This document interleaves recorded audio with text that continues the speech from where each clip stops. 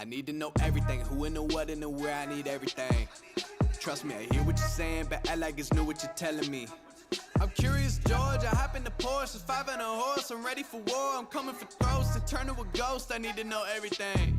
Now you be surprised at the info you get is by letting them talk, so I'm letting them talk. Gotta keep quiet, maneuver in silence, then let them in, chalk up their body, another one body, that's just how it go. I got some secrets, I'm shaking the game so they stay on their toes. Stay in your lane, how to stay on the go. I came to play with the pros and act like a rookie, so they overlook me, then I double up again under their nose. None of them cold, they just got lucky but never adapted, so I'm to wonder if it's coming to blows. My enemies cutting it close, I let them think that they got me, but what do you know? I had them beat before we ever spoke, I'm ready for smoke. I need to know everything, who and the what and the where, I need everything. Trust me, I hear what you're saying, but act like it's new what you're telling me. I'm curious, George, I hop in the Porsche, it's 5 and a horse, I'm ready for war, I'm coming for throats, to turn to a ghost, I need to know everything. Now they ain't go harder than me, they need a blade in a sheath, a shank in a piece, a crate full of heat, an army, a fleet, a tank in a jeep, a navy at sea, with ace a marine, an ace up their sleeve, a team of marines, a freak on a leash, a beast with an appetite, razor for teeth, and still they would lay at my feet. Boy, you got the wrong one. I gotta look over all of my publishing statements for Q1 as soon as the song's done. I gotta call up my mama and tell her I made it as soon as my log's done. I gotta read all my trade publications and sip my tea till it is all done. I think it's all fun. I need to know everything, who and the what and the where, I need everything. Trust me, I hear what you're saying, but act like it's new what you're telling me. I'm curious, George, I hop in the Porsche, it's 5 and a horse, I'm ready for war, I'm coming for throats, to turn to a ghost, I need to know everything. I need to know everything, who and the what and the where, I need everything. Trust me, I hear what you're saying, but act like it's new what you're telling me. I'm curious, George, I hop in the Porsche, it's 5 and a horse, I'm ready for war, I'm coming for throats, to turn to a ghost, I need to know everything.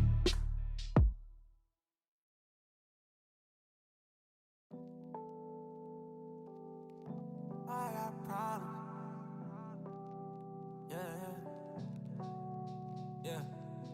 I know you got problems. Know you at the bottom. Know you took a loss today. Everybody want bottles. Living for a throttle. You just want bottle today. Tell me joy, where it's hiding. I've been trying to find it before I go all the way. Cause everybody got problems. Everybody starving. But don't you go off today. Don't you go off, don't you go off now. That's right. Don't go off. Yeah. Nah, don't you go off, don't you go off now. Right. Look, hey, yeah, I woke up this morning living my best life. And if it isn't, at least I gave it my best try. I'm just enjoying the moments cause ain't no next time. Trying to slide with my people on the west side. Yeah, moving different than all the rest cause I'm about doing it different. New vision and no regrets. Man, I used to be a victim, repented of all my stress. Now excuse me, I'm just venting and getting it off my chest, yeah. Believing one day we all ball, but once you get your shot, just don't turn to a ball hog. Putting my team on, if I'm higher, we all tall. Just know I got your back, if you down then we all fall. That's loyalty, baby, that's right. Can't control it, but that's life, yeah. Let's spend time more than we spend cash. You only got one life and it do end fast. But oh, I know you got problems, know you at the bottom, know you took a loss today. Everybody want bottles, living for a throttle. You just want a bottle today. Tell me joy, where it's hiding. I've been trying to find it before I go all the way. Cause everybody got problems, everybody starving. But don't you go off today. Don't you go off, don't you go off now. That's right. Yeah. Don't you go off, don't you go off now. That's right. Yeah, I've been trying to find the light. Waiting on it, trying to get the timing right. Switch it up, had to get my mind right. Now it's my time and I'm gonna shine bright. Yeah, look, I've been trying to find the light. Waiting on it, trying to get the timing right. Switch it up, had to get my mind right. Now it's time and I'm about to shine bright. Yeah. Shine bright. Yeah. Shine bright. Joy in the light. Yeah. Look. Ooh. Everybody got problems. Everybody got problems. You just want to solve them. Live it up, I'm calling. That's right. Oh, I know you got problems. Know you at the bottom. Know you took a loss today. Everybody want bottles, living for a throttle. You just want a bottle today. Tell me joy, where it's hiding. I've been trying to find it before I go all the way. Cause everybody got problems,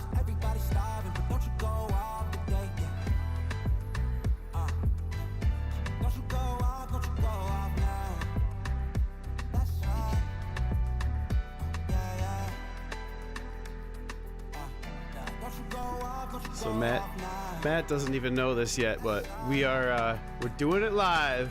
We're doing it live. I'm glad to be here. Welcome.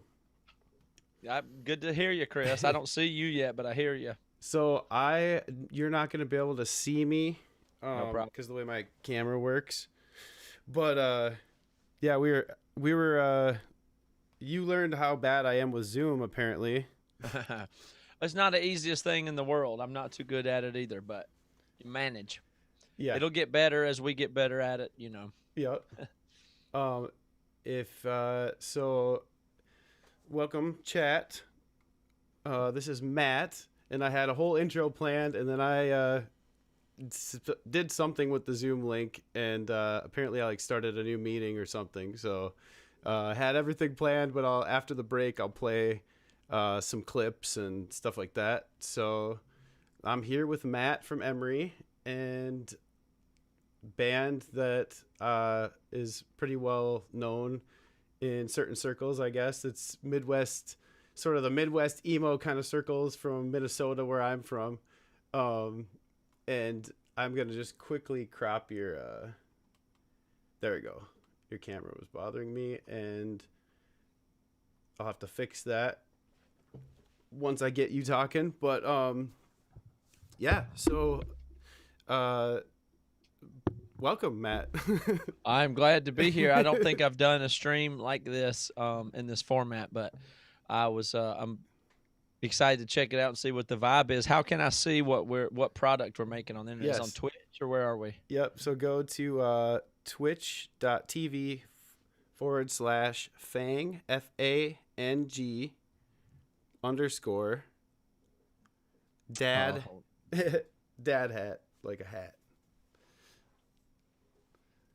Okay, sorry, I wasn't ready to type that one more time. I'm an old man here on That's that. all right. I know twitch.tv. Twitch.tv. Twitch.tv / Fang, like a Fang. tooth, and then Dad hat. Yep. Yeah. Underscore in the middle. Fang underscore dad hat. There we go. So I'm I'm gonna do this crap. You guys get to watch us. My stream is used to this. Awesome. My stream is used to this because I like to just bring people on in the middle of the night. Like a friend of mine from New York was showing us his graffiti, and a friend of mine from Austin was driving around in his car. Just kind of, okay, let me pop it on. I'm gonna crop it. You guys watch Rocket League for a couple minutes, and I'm gonna crop this guy's camera properly. But yeah, I can see myself in there. I'm cropped a little bit where you're seeing my body and my head's a little cut off. Yeah. Is that correct? There It's we cool go. to see on Twitch. Yeah. I got 2 computers here, I got a streaming computer and a recording computer, so. Yes.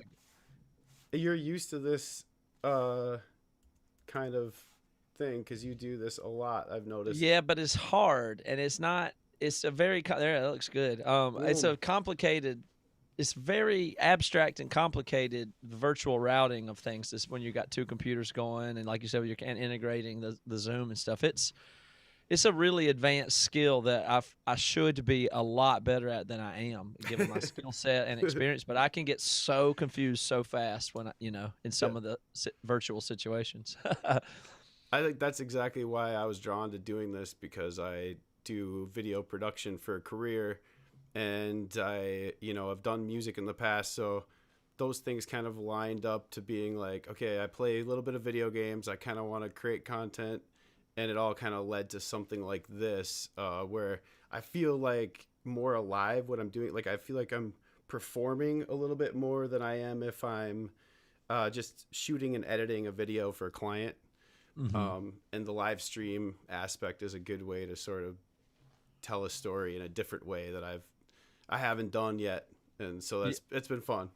Yeah, the pressure of all the elements at once is there's something great about that. The art form to me that I particularly like about gaming and podcasts is the informal nature of them. It's to be good at an informal thing on purpose is kind of the way I see it. That's what you really don't want to be overly professional or super serious or something. You want to just figure out how to be informal yet still engaging, and managing all the different media and being live and having visual, all the layers to play with, and storytelling is there. And so much is coming out of the game culture that I got my eye on, and I'm not a gamer.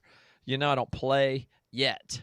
Yeah. But I understand that the gamer culture, I think, is very close to me, or it's like I belong to the gamer culture, but I just happen to not really be in it. But I think it merges with what I do one day pretty soon. I think it merges more than you think. I mean, how many hours have kids played like Tony Hawk to Emery albums? Yeah. Like, I mean, I think, yeah, you're a part of that culture. Yeah. Definitely. Yeah, it's just I don't, I've avoided video games for the reason that they would take up the same space that musical development would. So Right. I know I could get into a video game world, and then I would be in that, and that it feels like the opportunity cost would be so high versus like it's the exact same mental space I would use to develop musically, basically. Oh yeah, that muscle So memory. I'm afraid to get into a video game, but eventually I think I'm just going to get swallowed up by the culture and be in it all the way. Yeah, you should. There you go. You start doing gaming streams for one of your podcasts, right? Well, I mean, what are people doing now with that? People are. What is the most valuable thing that people do? It's just is the personality transcending the gameplay in most cases, or a lot of cases, or what? I'm banking on that. Well, as I'm wasting a lot of time. No, I'm just kidding.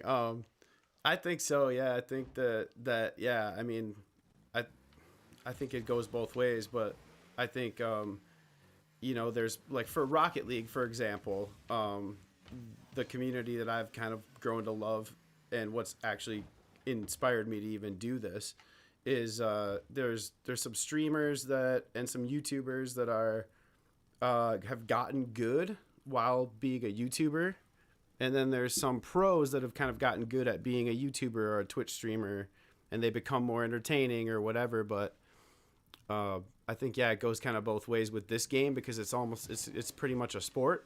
It's very much you could treat this game like you can treat the guitar. There's a fundamental set of ideas and concepts that will lead you to become really good at it if you practice a lot.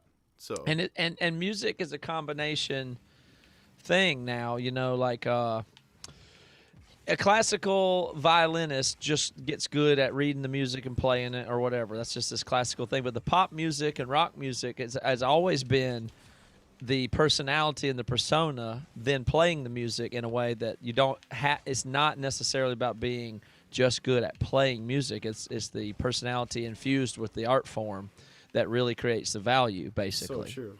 And so gaming is the same way. You learn the skill, the craft, the thing you're doing right now with your hands, but then you're also the face of it, the front man, the whatever. Like all those skills are interrelated. It's not as narrow as just playing a video game. There's a lot of musicians that are so good technically that is good enough, but that's not even the main thing that people want. They just want something that they can connect to, that's relatable, and then that they can be challenged by, basically. So it's like everywhere that there's a gamer with a certain skill level, it's at least viable, then a personality could really take it to the next level. So a lot of times probably more than better gameplay. Yep. Yeah, totally. I'd say that's almost exactly true about music. Yep. That's how I had any success in music too. I wonder what the amount of people personality. is that earn money at each thing. Like what is the real comparison these days? How many guitarists make money versus a certain game, and all the games combined? I mean, I don't know. Like how many people make money, real money, with this one game? Or, what is it called? The Rocket League. It's called Rocket League. Yep. And Amanda in the chat is wondering who you are. I'll update everyone that this is Matt Carter from the band Emery, and that's how I'll always know him. And he also does a podcast called the Bad Christian Podcast. I don't know if you want to even give your own bio, if you like that better. Well, I mean, it just depends on the sphere in which we're talking. But yeah, I'm just I've been in the music business and entertainment space career-wise for almost 20 years. Kind of, I came from the South and moved to Seattle, and just been playing on the boundaries of different things ever since. Kind of thing is what I do. So That's awesome. And actually getting into that, like, I talk about that on the stream a lot. I don't know, like, we just, you talk about what you're into, and we talk with Chad a lot about kind of like, what I do is I create videos for people, and that's kind of like making a living off my art. And you have to have a way to make money in order to do that art. And so we kind of talk about that, and I try to inspire some of the people that we're talking to that say that they don't know what they want to do, or they don't know where they want to go next. And I always say, there's anyone that you look up to that you admire, I guarantee you they don't just make their money off of that thing that you admire about them. There's something else that they're doing, or that they did until they were able to make money off of that really cool thing. So that was one question I was actually going to ask you, is like, throughout your, process, maybe early on in Emery, or maybe after Emery, or during, is there things that you had to get creative, or were there ways that you kind of had a source? A source is what we call it around here. Something that funds that. what do you call a source? So we call it a source, like when we were first starting out, like we'd have like a gig, like there's one gig that we did that was like a few hours a week that we got paid to do this certain type of video. For me, it was a video. For my wife, she's an actor, so she would do something like fit modeling gig for like a clothing brand that paid the same amount of money every week. It was something that she liked to do, and it paid enough money so that she could make money on acting too. Was there something like that you were doing when you were starting out? Or did you guys just get signed and you're like, okay, here we go? Well, our approach has always been, maybe will continue to be, relatively extreme. We came from the rural South, and from our view, we were just super behind in culture, basically. So there was just nothing where we came from at all. There was not a punk scene. There weren't shows. There just was nothing. It was just, culturally.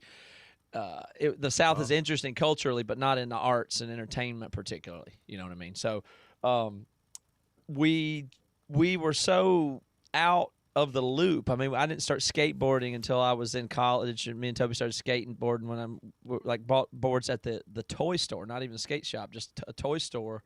When we were 20, 22 years old, learned to ollie and stuff like that. Same here, man. We didn't have, there weren't skate parks. There wasn't any of that stuff. I mean, so it was like in college when we found indie music and stuff that we're like, oh, there's stuff other than radio rock, and we weren't that good. We didn't know about style. It's just nothing. So we knew we were like way behind culturally, like what was actually happening. But our interests were always into the, far out there kind of stuff, but just from a pretty out of touch point of view. So we decided to move to Seattle, just to do something extreme. We just said, let's leave college here when we graduate and move to Seattle. We won't know anybody. None of us have been west before. We're just 100% all in. We're going to figure out how to start a band and figure it out and do it. And Nice. we didn't have, we had the idea to start a band, but we hadn't even started the band. It was just, we're going to do that. We were playing in other little bands and trying to write music and stuff. And we discovered that music scene and just said, we have to do it no matter what it takes. So we started really late as just a group of men almost in 2001 and moved to Seattle, didn't know anybody or anything. And, we worked a little bit of jobs at Guitar Center and a children's daycare and camp and stuff. Toby worked at an antique store with some old ladies for a little bit. And we just, all we did was just try to be a band and get good and practice and show up places and try to get on gigs. And, eventually we quit our jobs and just started driving to other cities and showing up at places and asking, could we play tonight? Nice. And we spent our 2 or 3 years like that, like just, so, and there was no money at any point, so we were not doing the model you're talking about where we actually did like some skilled craft work to fund the thing we did. We didn't have any. We weren't having any skill at the Yeah, time. yeah. We didn't have. There was nothing we could do. So we just started being bad until we were good, and did it all day, every day. Fake it till you make it. Yeah. And that took till about '04. We started in 2001, and it was '03 when we were able to make our first record. So, it was 2 or 3 years really where, we raised money just by washing cars and stuff like that to just drive to get enough money to go to Seattle, and then just we, lived in an apartment and rented a storage unit to practice in. And that was it.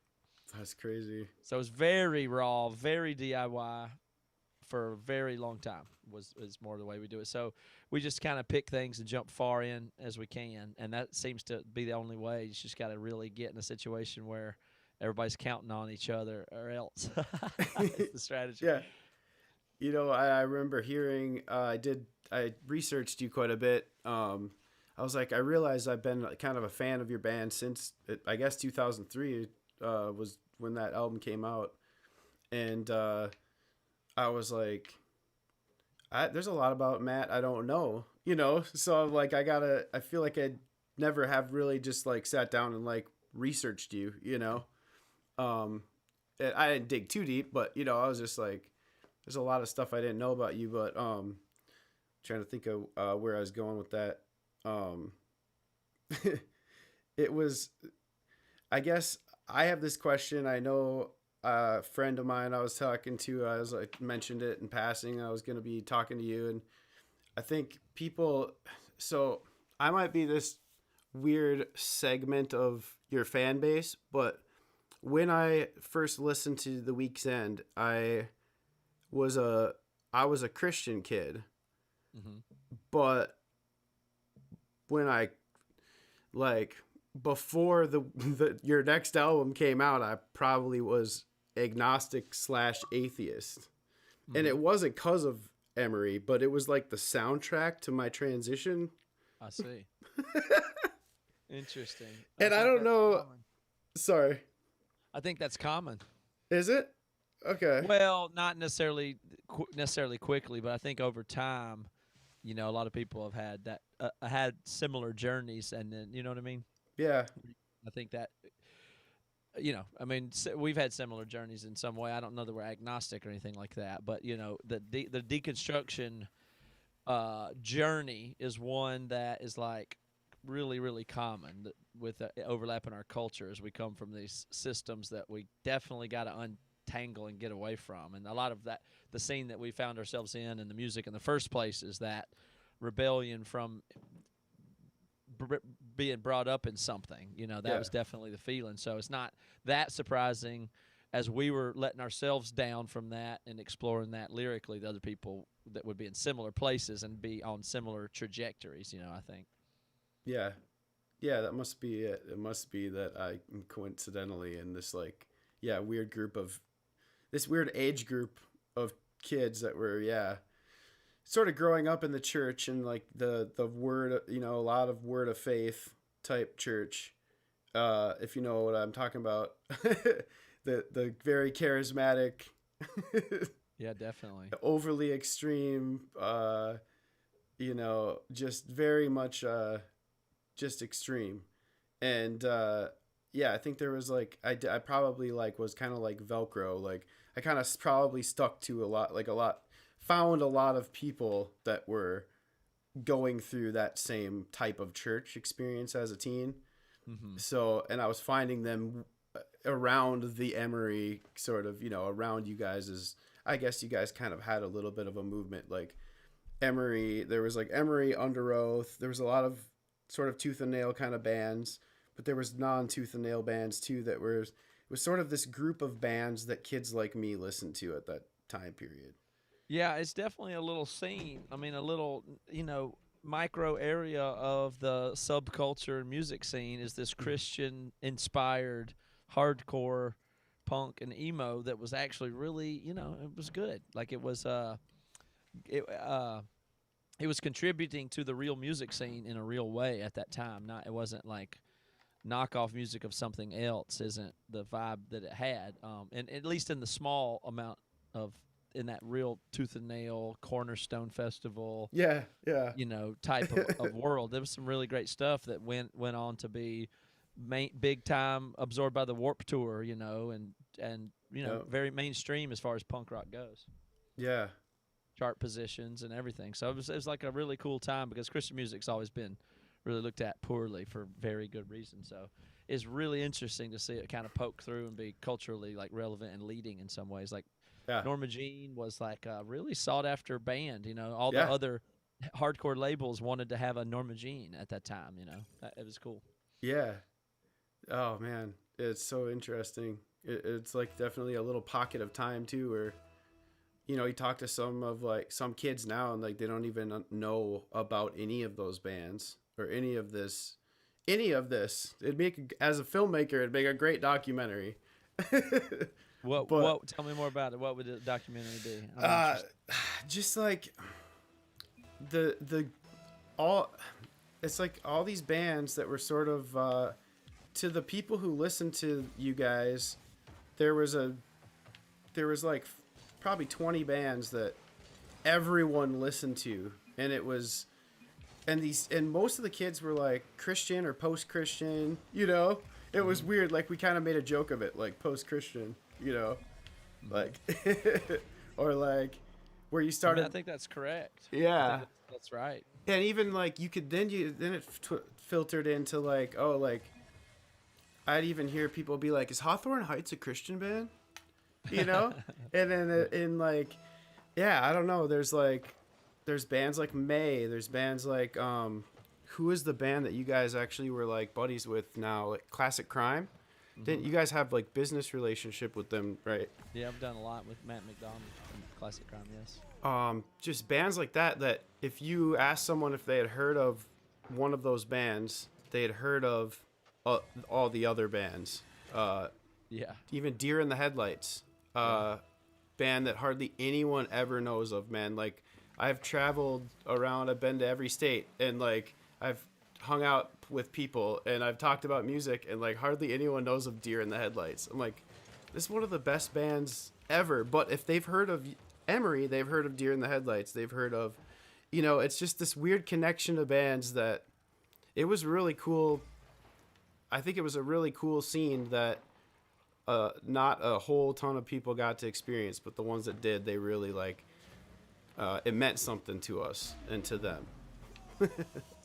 Yeah. So, is this game you're playing now? That I'm totally not paying attention to whatsoever. Yeah, but yeah. Obviously, talking and playing video games, it's a weird thing. It's definitely doable though, but it is distracting or not distracting. Usually I'm pretty good at it. It definitely makes me worse at the game.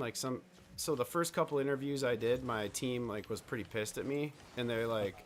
None of them are like the people I normally play with are even playing right now, because they're what like. Are you playing though? Are you playing a team game where it just auto matches or something with people? Or Yep. So I actually joined Original Shasta as a friend of mine in real life, and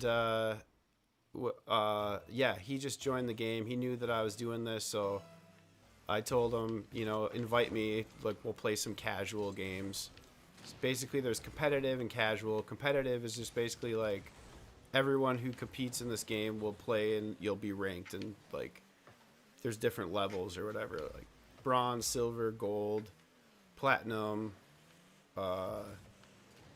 diamond, champion, grand champion, and then I think it's like pro or supersonic legend or something, and then pro.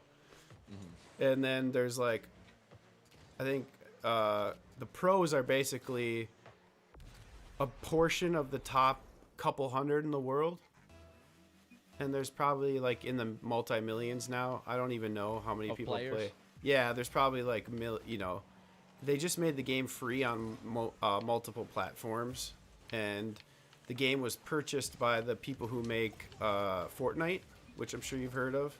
Mm-hmm. Epic Games, and so now tons of people play this game, so it's really had like a big uptick in the amount of people that play it. I don't even know how many. Always and so the game is a competitive sports game. Like is this what it always looks like? You're in this arena is what playing a game with the ball with cars. Should I tell you? Should I run it down quick? Break it down. All right. Yeah. So you're in this little rocket car, which has You can get different parts for it, by the way, and like tweak it out, make it look exactly how you want it to look. And those parts have value, by the way, that people trade and they sell. And certain items are rare. Like, for example, this car I have is an Octane, and it has white trim on it. That trim is it's this Octane called a Titanium White Octane, and this is the most valuable car and the most sought after car in the game. And I just randomly got it one day. It was like a little blessing. And it's just stylistically rare. It's because basically the more you play the game, you get XP, like any game, right? Experience points. And then every time a game is so the more, once you play games, you get experience points, and then you get what's called a drop. So you get like an item. It might be like a skin or a wheel, or like, see how he has that cool skin on his car? Mm-hmm. It might be a whole vehicle. And all these different things are different rarities. Kind of like, I guess you could compare it to like Pokemon or like Magic cards or something that people collect. And you just randomly get it. So I opened a drop one day after playing a game. I was at like, a pretty low level, pretty new into the game, a couple weeks, the equivalent of a couple months of playing the game, basically. And and I got this. And then the only reason I knew is because people in this, see, you can chat here on the top left. People kept telling me, hey, I'll trade you your car for like all this stuff. Or someone was like, hey, I'll carry you to Grand Champ for your car, which is like one of the top levels in the game, Like, someone offered me 50,000 credits. I looked that up, and that's like, it was like $600 or something. Wow. So yeah, it's pretty funny. So I'm giving it. So I was like, oh well, I'm gonna do a giveaway. As soon as I hit 25,000 followers, then I'm giving this car to someone. That's a good idea. So you're on a team and you're trying to score like soccer or something? Yep. Sorry, I got way into the items. Okay. It's just like soccer. There's teams of 2, 3, or 4. And yeah, you have a little rocket boost on the bottom right. See, it says 100 boost. These little pads, you pick up the pads, and that gives you boost. And the whole goal is to rotate around with your teammates, kind of like basketball or hockey, where you rotate positioning, and then you try to get it in the goal. You drive fast on the ground, and then as you advance in higher levels, you start flying in the air. And that takes a lot of skill, a lot of practice, a lot of muscle memory. You're playing Quidditch at that point. And you're playing Quidditch. And that's what's like, a lot of people that play this game are really, really smart. Like, kind of people, like some of the people that I play with, like this one kid, he's like a genius. There's this other guy that I think that like does like all kinds of like modeling type stuff, which I think those kind of people are really smart. There's this one kid in my chat that's like an engineering, like straight A, like engineering student from India that's moving to the US. Like, so it's like all these people are very smart and very like, I don't know, or not, maybe not smart, but I'm really overgeneralizing, but everyone seems way smarter than me, I guess is what I'm saying. And so this has millions of players, and it's owned by Epic that does Fortnite. And is Fortnite the dominant game? Fortnite is their big game, yeah, I think. But is it the dominant total game is played online? Oh, I think it is. But I actually don't know that. I don't know. I'm guessing it is. And you play that, or you really only play this? No, my history with video games is I've been pretty like kind of like you, like I didn't want to get too into any video game because I know that would just be what I did. But yeah, long story short, I played like a lot of Halo back in the day, and like I play some FIFA here and there, some NHL, like every once in a while like an Assassin's Creed game, or play games with my kids. And that's kind of what got me into this. I did play some Fortnite with my son last summer during lockdown. We kind of just had not much to do, right? So I'm like, all right, if we're going to play video games, I want you to be productive. You say you like watching these YouTube streamers or whatever. I was like, let's have you stream. Like, I know, like, you're not gonna like be a big streamer overnight, but like, what I'm really thinking, right, is I'm teach him how to video edit, because that's what I do. I can hire him for, Totally. cheap labor and teach him a trade.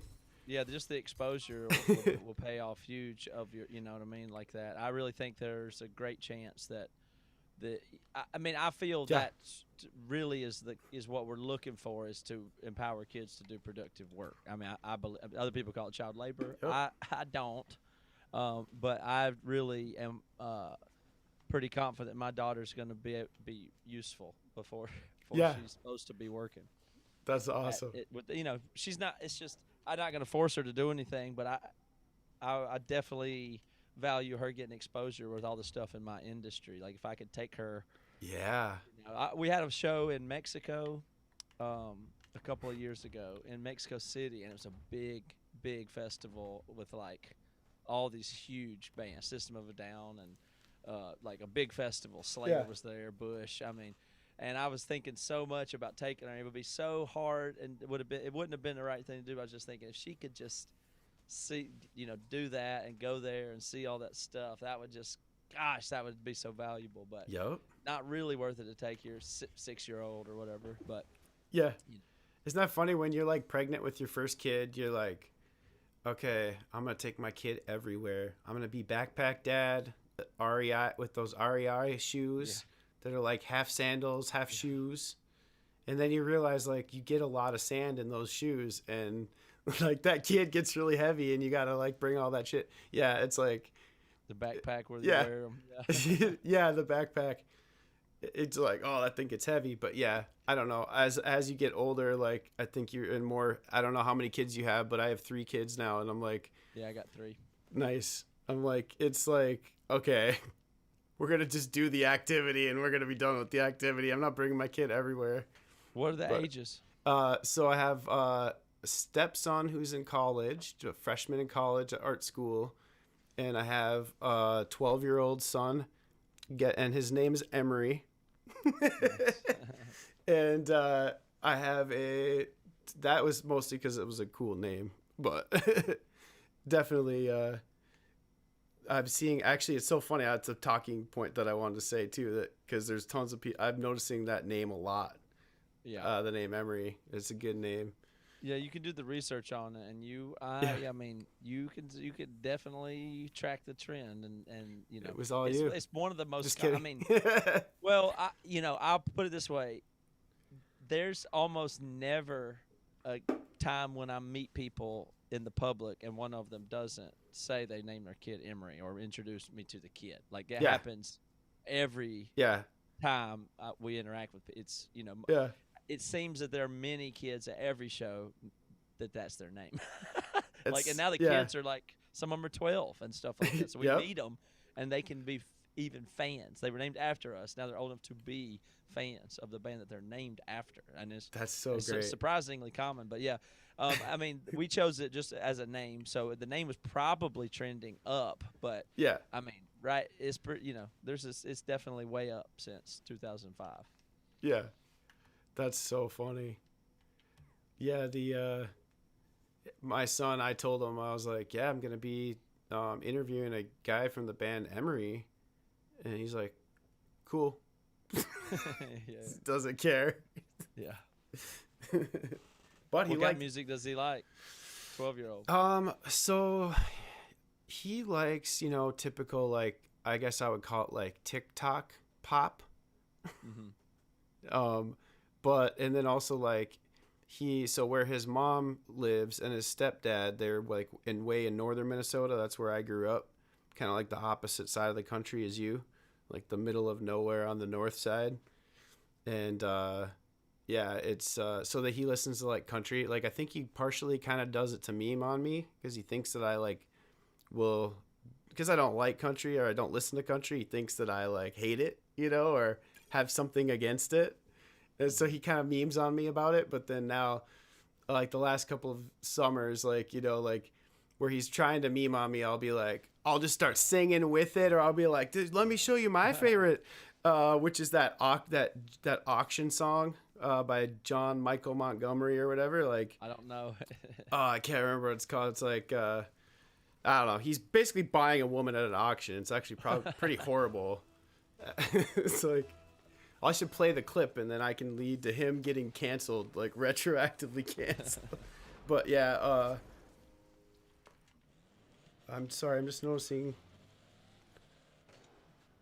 the stream is good, but my actual monitor for the game itself just powered off for some reason. I wonder if it's because I haven't been moving my controller stick.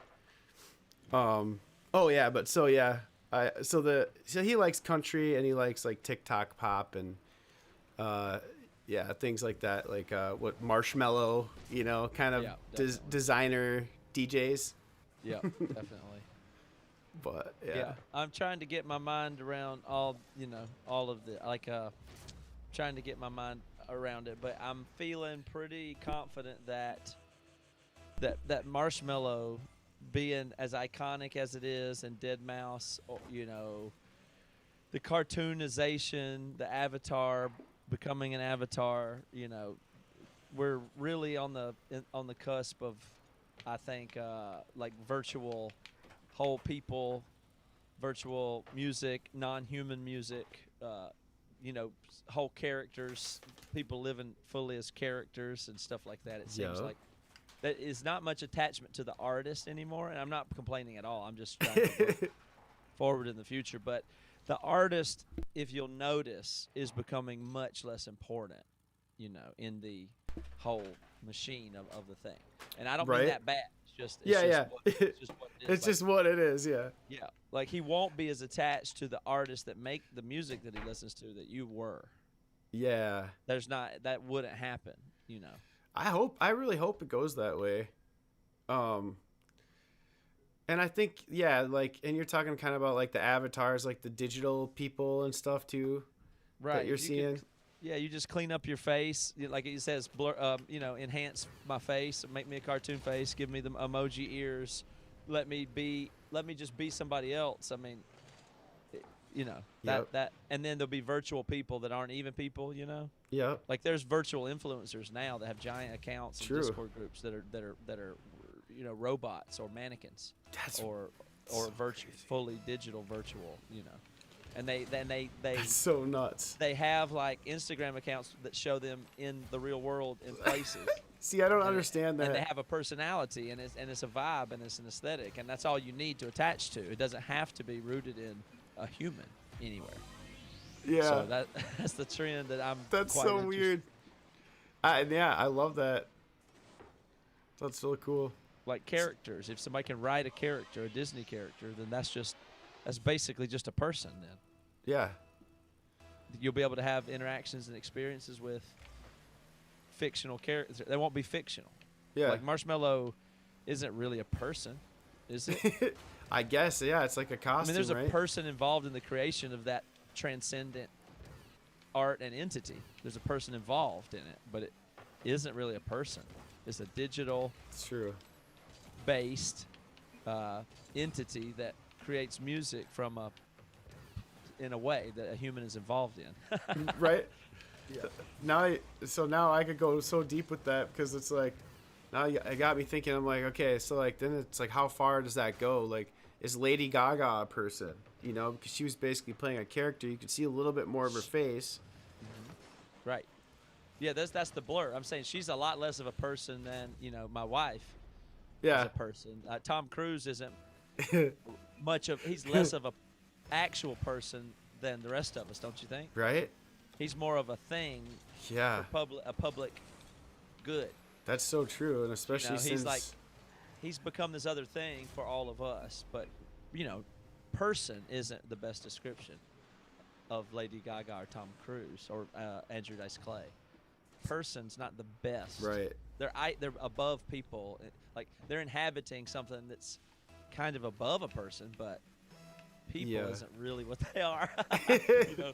Right. There's people involved in those icons and things, but you know, they become one. They cross over. You know, all that's real, I think, and eventually you won't need the human at all. You're right. Like, didn't they say that like Facebook, like they could take your Facebook page and basically like, recreate you after you're dead?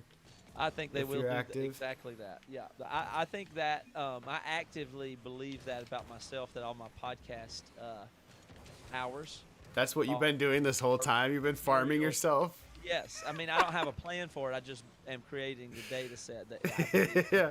You know, if they're going to run emulations, they can clearly make a digital thing that looks like me, and with that much body of work, I mean, it could use. You know, I believe my great granddaughter could probably get advice from me that could. I don't see why that would be a problem. When I'm gone.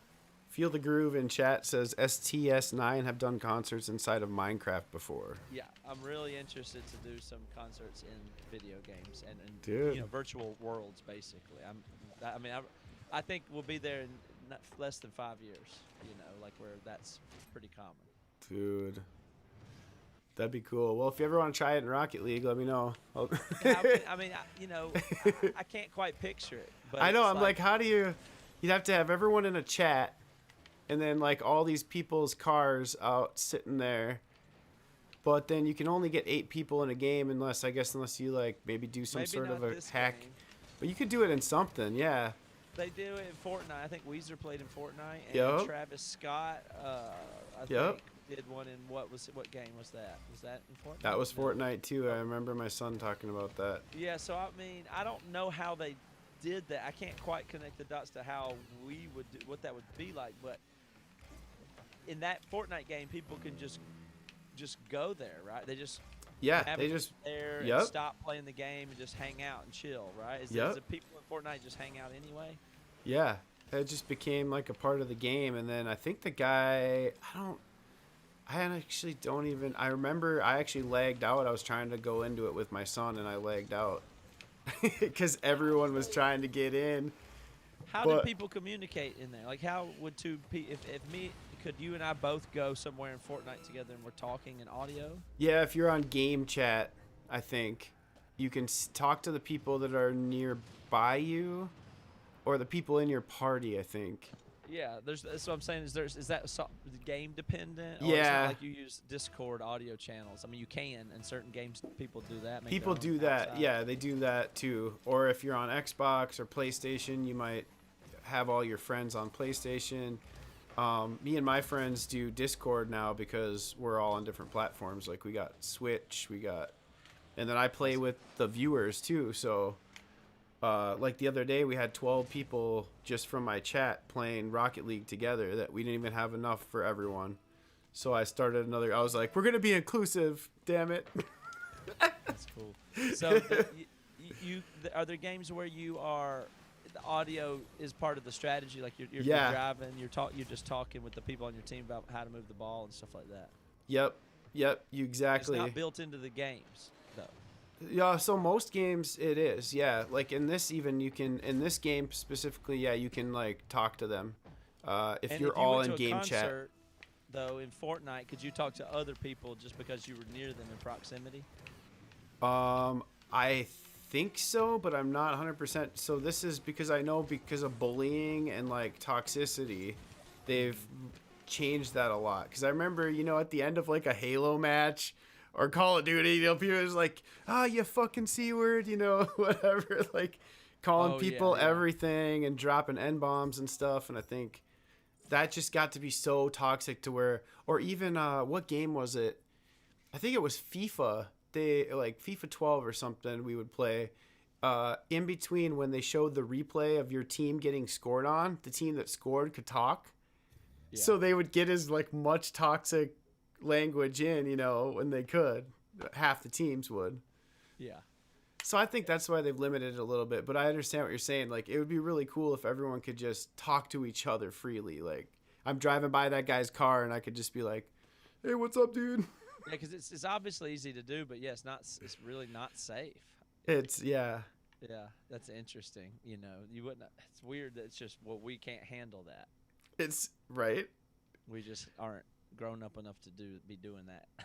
That's so like almost kind of the epitome of what our society's going through right now, isn't it? Not to get so big picture, but this grand experiment of humanity has kind of gotten to this point where like we're like a kid in a toy room and he has every toy and every game and every car and everything that he could want. Like he can get sex on the computer, he can get sex delivered to him, he can get food delivered to him. And then like now we're just experimenting with that. Like this is what humans are doing now. They get to be like Richie rich, you know? Yeah, well, yes, and then on top of that, just the lack of real accountability, just from a text-based platform like Twitter to a video game, even if it's face-to-face, even if you can see the person, even if you can hear their voice, there's really nothing on the line if you can just duck out of the room. Yep. So, people just behave so much worse. I remember when chat rooms first opened, the first time there was just chat rooms that existed like in the mid 90s and stuff, and it was crazy. Like as soon as you could just get people in chat rooms, they would just do the same thing. Like anytime you can get away with whatever no accountability, it's just not going to work. So there's got to be a way we continually build more context and stuff to where, you have to build more empathy into the technology. We'll have to continue to figure out ways for us to feel more empathy, I guess, and have more accountability. Yeah. Yeah, exactly. Yeah, we're definitely. It's an interesting experiment that we're going through. Yeah. It's like, yeah, I don't know. So let's see. I mean, I have other questions for you. I don't know. I was going to ask you how long you wanted to go before we went live. So at any point, if you want to be done, just let me know. Okay. Yeah. No, I can hang a little bit longer. I have a meeting in about 30 minutes. I'm gonna get something to eat in between. So I'm good. Another 15 minutes, 10 minutes. Cool. That's perfect. Yeah, I appreciate you coming on, man. That's nice and informal. I like it. Yeah, thank you. I'm trying to just something, like this is just, I'm trying to do what I want to do on this channel and just see how it goes. And this is like something I've kind of wanted to do, chat with people, play Rocket League. And, yeah, I appreciate you being a part of it. Yeah.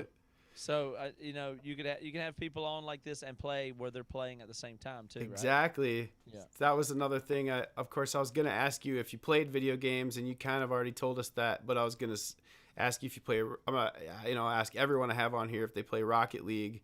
And if not, or if so, if next, if you ever want to come back and play Rocket League and, my chat or, my squad could teach you how to play or whatever. But if you're ever interested in that, then definitely let us know. I'm hoping that my daughter will pick a game and get interested in an interactive game where she'll be, right, meeting and dealing with and collaborating with people. And I'm hoping she picks a good one and it happens naturally. And then I'll probably follow that game and get involved. Right. It's the most likely scenario. But she might like this one. I don't know. Yeah. My 4-year-old, it's my third kid. He loves this game. That's like why I got into it, because he fell in love with it and loves cars, like Hot Wheels and stuff, and was obsessed with cars. It was his first word. Started playing this, and one day I was like, oh, hey, there's this game we could do. Like, we're bored during COVID. Hey, let's play this, and we both just got hooked on it. So. And you can play it on any. How do you have to buy it, or how does it work? It's free now, actually. It was like used to be $20 or something, but. You can play on the computer. This is a free download of an application. Yep, computer, PC, not Mac. Because of yep, and then Xbox or PlayStation or Switch. Like so, my 4-year-old. Yeah. Yep, there you go. A lot of kids play on Switches. I mean, it's all of them now. My son loves playing it on the Switch now, though. So. And there's no built-in chat or talking. There is if you let yourself go, but most people don't go in there. So you just play. You don't communicate with your teammates typically. Not you. You have to kind of get lucky. I never do it, but from what I've heard from other people, is like probably 15% of the time someone will have their mic and want to be in game chat. It's called game chat. So yeah, I was a little worried about that with my kid playing it too. Who are they talking to, Yeah. But, yeah, I think it's relative. My 4-year-old doesn't even want to wear a headset, so. Yeah, I get it. But then, you know, actually, to get into more about parenting stuff, like my 12-year-old, we talk a lot about how things have changed kind of with kids a little bit. Like at our age, we used to run around and cut ourselves with pocket knives and stuff. And these kids like want to play Fortnite. But it's kind of cool. Some of the interactions that they're having on Fortnite is kind of replacing some of that stuff that's happening that used to happen with our generation. Like we're literally building tree forts, but they're still interacting, you know? Yeah. And collaborating somehow, you know, and just learning what's good and bad and stuff. I mean, I think that's part of that they're going to need to get interactivity and exposure to as many people as possible, and this is probably the best way to do it, is mediated by a game they're interested in, and just hopefully there'll be more and more good, healthy games developing with better cultures. Yep, exactly. Yeah, and I think I have a lot of kids that watch my content. Like, I don't have a ton of people watching me yet, but a lot of the people that watch me are kids. I see. And they tell me that, and so I feel like people like me that stream games, I think we have an opportunity to like be positive. You know, I might swear or whatever here and there, but like I'm not going to let these kids be toxic to each other in chat. I'm not like them, you know. I'm seeing myself as kind of like that dad on the basketball court with the pickup basketball when you're growing up, you know, or at church parking lot. I'm sure you know, it's like Uncle Dad that's like, hey guys, let's play. I'm the ref, you know. Yeah. Or the guy that was being try hard, like trying to beat all the teenage boys. Yeah, I know what you mean, exactly. It's kind of me with these kids and the other guys that I play with and their sons and their sons' friends. And I think that's kind of like what we have now. We don't, even if I took the kids down to the basketball court, there's not going to be much for other kids down there when we go, you know. We do that. We do that. But it's just a different world now. So this is kind of where we're at. Like this is but we still have that in real life too. So that's a whole nother discussion, but yeah, I'm kind of that dad with the neighborhood kids too. So. Makes sense. Yeah. We had a band going one summer, but, so yeah, one person from chat, it was a while back, wanted to know what was the inspiration for writing the album Walls. That's probably a deep question.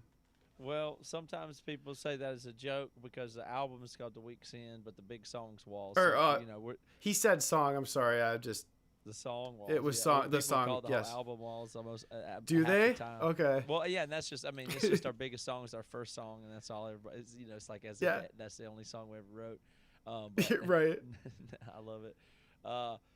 The song, it's a super old song, and when we first found this style of music, like I was talking about earlier, it's like 99 or 2000. We saw a punk show and started seeing for the first time these heavy and hardcore stuff, and we immediately went home and tried to write this riff that made us feel like what we'd seen, and it was just this really slow, drony version of something that was basically Walls, but it didn't make any sense. But it was about 99, and then it evolved from there and just lasted. That riff felt good, and then eventually we'd kind of turned it into a song, and then in 2001 and 2 it evolved more, and then right before, but it really didn't have any. It didn't have any screaming or anything hardly at all, except kind of at the end, and it was very different. And then right before we went to make the album, we said we need a big breakdown at the beginning, and you know what? It probably needs to be faster and have screaming at the beginning, And so it just came together in the last, thing, and turned out to be the best song. Toby wrote the screaming, "Are you listening?" and all that stuff just the night before we recorded it, and then that was it, and it was a breakout song and everything kind of thing. So it was an interesting ride to get there on how it came together. Yeah. Yeah, and it is pretty iconic. I mean, it's like if you're going to show someone one song from Emery, that's still probably the song you show them. Yes. Like, give that idea. We got roasted by Wendy's today. Made fun of it because What? Wendy's did its roast. You know how Wendy's roast people? That has Yeah. a real playful social media account. Yeah.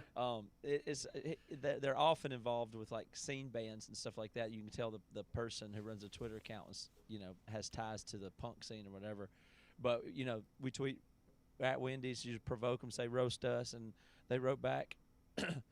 How pathetic is it? You had to ask, "Are you listening?" to beg people to listen to you or whatever, and said you guys are looking a little bit, getting too old to be roasted or whatever. So they made fun of our lyric and our age, Dude, but that's from awesome. Wendy's account today. But still, it's just Weird. But it was awesome. So. That's great. That's an honor, man, that you got to be honored by them. Yeah, that's cool. Yeah, I showed my daughter. We ate at Wendy's today, and then I showed my daughter that Wendy's made fun of my band today. So I thought that was pretty cool. Nice. Cultural intersection. But of course, it's just making fun of walls. That's just what it is. Yeah, dude, that's awesome. Yeah. Man, I had a lot more I wanted to chat with you. Like, I wanted to tell you that I thought the Civil Wars music video, I thought that was cool, and inspiring to, especially as a filmmaker who makes low budget local music videos for bands here in town. I thought it was so cool that you guys like just did a music video like that. I don't know if you wanted to touch on that real quick. Well, it's pretty simple, but you describe it like what? Like what are the elements of that? Do you mean just that we did it in the basement? I mean, it seems like you guys kind of shot it like you just kind of shot it within your podcast environment, which to me was like, because I was seeing that you started the Are You Listening podcast. And you're doing all that stuff, and it's COVID, and I'm guessing you just kind of were like, hey, let's just kind of shoot a music video within our spaces that we're in. Is that kind of what you did?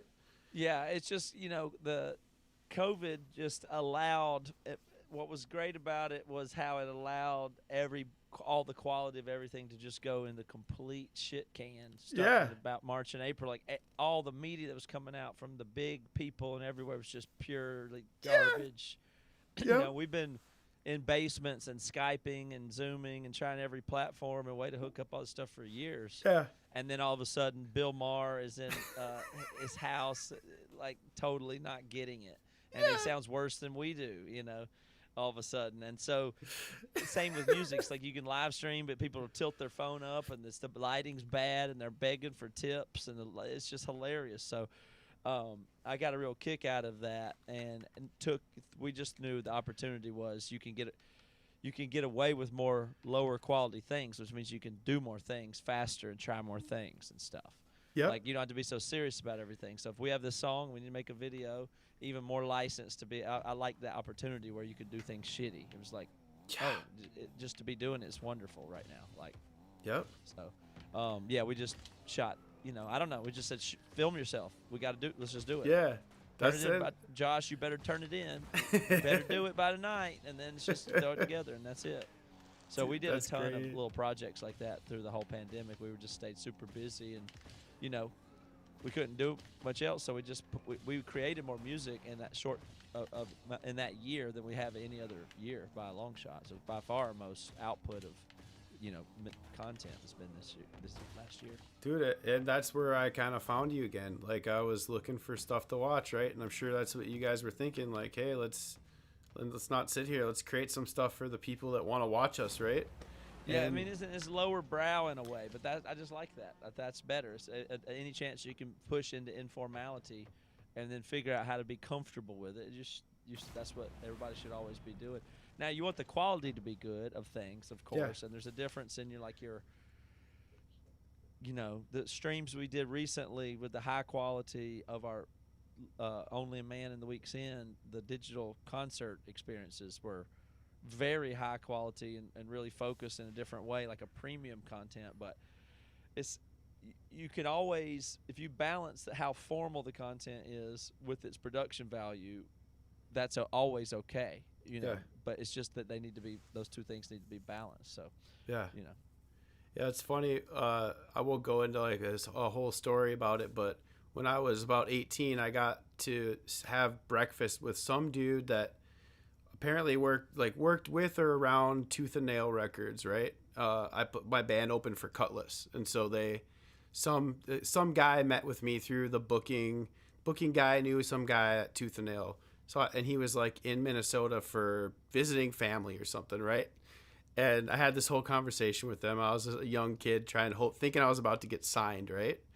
And he played my album, and he's like, listen to my whole record. He's like, I listened to your whole record on the way here. He's like, it was all right musically and lyrically, but he's like, it was really bad recording. And he's like, an audience does not know the difference between bad quality and bad talent.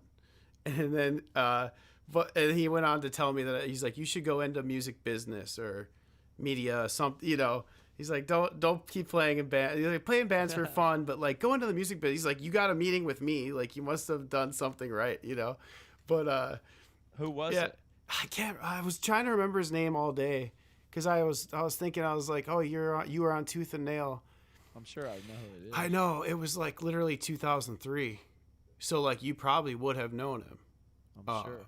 Yeah, like that would have been like around the time you were getting signed. It was like the summer of 2003. It was like the year I graduated, July. And he said he was either A&R or like, something along those. He was a little bit chubby, dark hair, a little about 5'10". And he went to Detroit Lakes, Minnesota to go visit his family. I don't know who that and is. The guy that booked my band to open for Cutlass liked me, and he was like, I want you to meet this guy that I know that works with Tooth and Nail. And I'm like, okay, sweet. Who knows? Cool, but I don't know who it is. Yeah, I don't know. I can't remember his name. I was trying to think, like, I want to say Dennis, but I have no idea. Like, I don't want to make up a name, but like, yeah. I was trying to think of how I could even dig back and like find some sort of documentation or something, because I've told the story before. I'm like, never told it to anyone who might actually know the guy, Yeah. But I was thinking that the big adults were going to come hold my band's hand and sign me and make me better. And but I learned so much that day was so pivotal in my life that, I love where my life went. But that's interesting that it actually was a transformative moment. Yeah. It was huge because like I could almost let that dream go instead of a lot of guys hold on to that dream, I think, way too long. Maybe me. Yeah, right. Yeah, Maybe right. I should have had that encounter. It's too late now.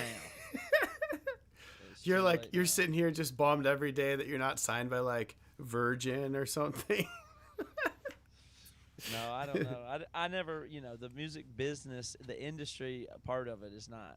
It's dumb. I mean, It is so dumb, isn't it? Not a good, really, industry. I'm not. I'm really not that sorry that they're having such a hard time. Like, this is kind of my point of view. I don't mean to sound rude, but I agree. Time to move on. Yeah, definitely. I've had enough friends that have gotten into situations with labels or whatever that I'm like, holy shit, man. Like, it's so, like, anyone who can break through that and like make a living doing music has my ultimate respect. Like, you are fucking a god amongst artists in all the arts, man. Because even like if you're like a painter and you're pretty good at it, like you can go get a grant like next week. If and you could get someone to give you a bunch of money to like do your thing. Like, I applied for a grant for a movie one year, and this person that got the grant was like going to like the Canary Islands to take photos to like show people the cultural juxtaposition of Minnesota and the Canary Islands. And I'm like, you just got someone to pay for your vacation, Yeah. So I don't know. I admire that. I admire what Emery's done. Grants. No, there is some. There is stuff some, like but that, but it's not. There's a lot of people that want to do music. True. It's like the. It's a big. It's gonna be less people in the future though. Mm-hmm. There's no way a bunch of people are gonna start getting into guitar. Right. I just don't. I mean, the guitar playing has to be so on the way out. Like with people learning it, it's like. People learned it because they were bored and there was nothing that you couldn't do. I don't see people suffering through all the finger practice and getting calluses and play in your bedroom out of tune for No. months. That's No. going to be hard for people to think it's worth it. But so how bad? How much is it being replaced by like an automated synth guitar that someone can just quantize or whatever? But their responsibility then is to, since they don't have to worry about these other things, they have to go find new boundaries to break and push that we'll all appreciate though. Right. Like they don't have to learn this or that, or build their finger calluses like I did. So they should therefore be able to really take some things to the next level. Use their focus. They should not try to use the shortcuts to just do things that have already been done. That wouldn't be good. So I'm hoping for some really, brilliant people to do things way different with what's available. Yeah, it's true. Cool, man. Well, I had a lot more, but maybe someday you can come back on and I enjoyed it. We can get more into the bad Christian aspect of it because I'm pretty bad Christian, like the worst. So, just kidding. But thank you. All right. I appreciate you coming on. Seriously, it was great. Yeah, I've enjoyed it. Just soaking up the culture and seeing what it's all about, man. So thanks for reaching out and keep on doing it. For sure. Appreciate it. All right. See you soon. Thanks. Yep. Have a great night. Bye. Bye.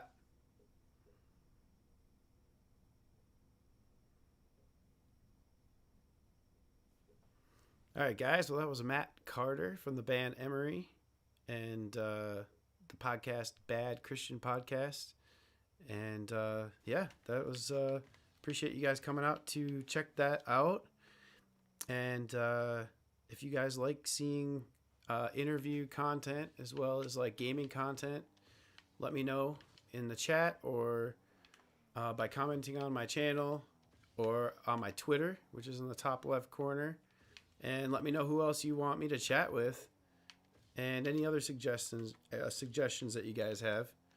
And thank you so much. So when we come back, we will be playing the tournament game at the 11 o'clock tournament with the squad. I think we got Kill K-Paz said he could make it on. We got Shasta was on. I'm not sure who else is on. I've been pretty ADD over here. Not too many other people from the squad. Shasta is still online. So yeah, I'm going to take a quick break, refill my coffee, and we'll keep the stream going. Thank you guys so much, and we'll see you in a minute.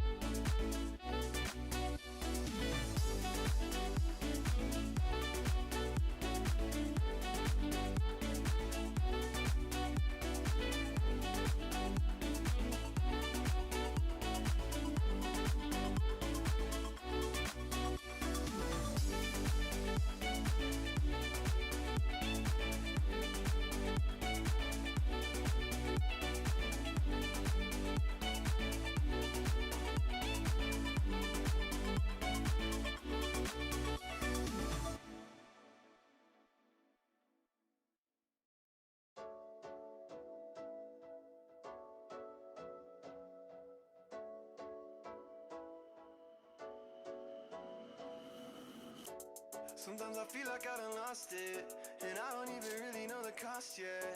But every time fear is on my mind, you remind my soul that I'm free.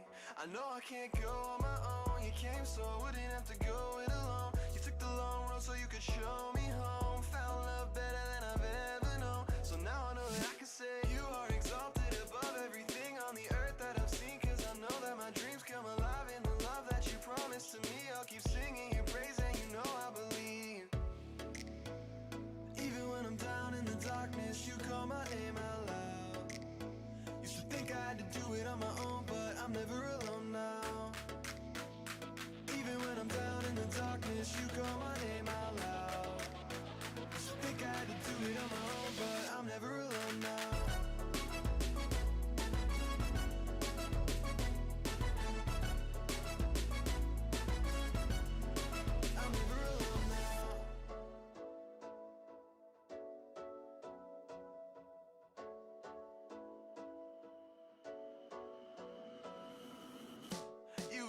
In it for the long ride, even when it felt like it's a long drive, even when it felt like it's a long time. Lord, I know that you were always on time. That's just what you do, that's just how you be, that's just how you lead, that's just how I'm free, that's just how I see you got everything, that's just what I need every single day. You keep me breathing, my heart keeps believing that.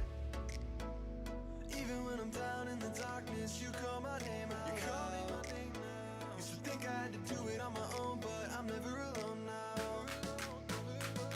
When I'm down in the darkness, you call my name out loud. Used to think I had to do it on my own, but I'm never alone now.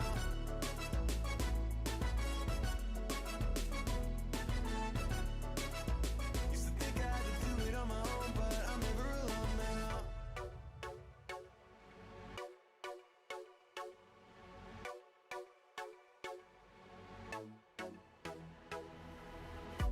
All this time I thought that what I really wanted was some money or something to fill my bank account. But now I know that all I really wanted was to be yours. Cause you're the one who turned my life around. You're the one who turned my life around. You're the one who turned my life around. Even when I'm down in the darkness, you call my name out loud. Used to think I had to do it on my own, but I'm never alone now. I'm never alone now. Oh, when you back me there. I'm never alone now. Used to think I had to do it on my own, but I'm never alone now.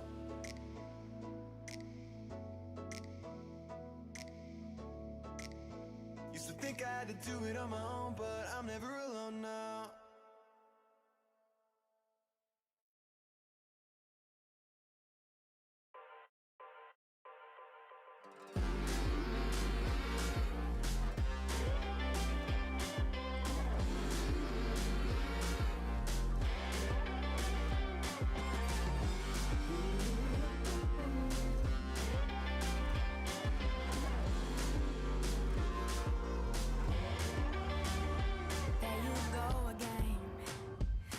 So handsome, oh you have your way, and it's making me weaken.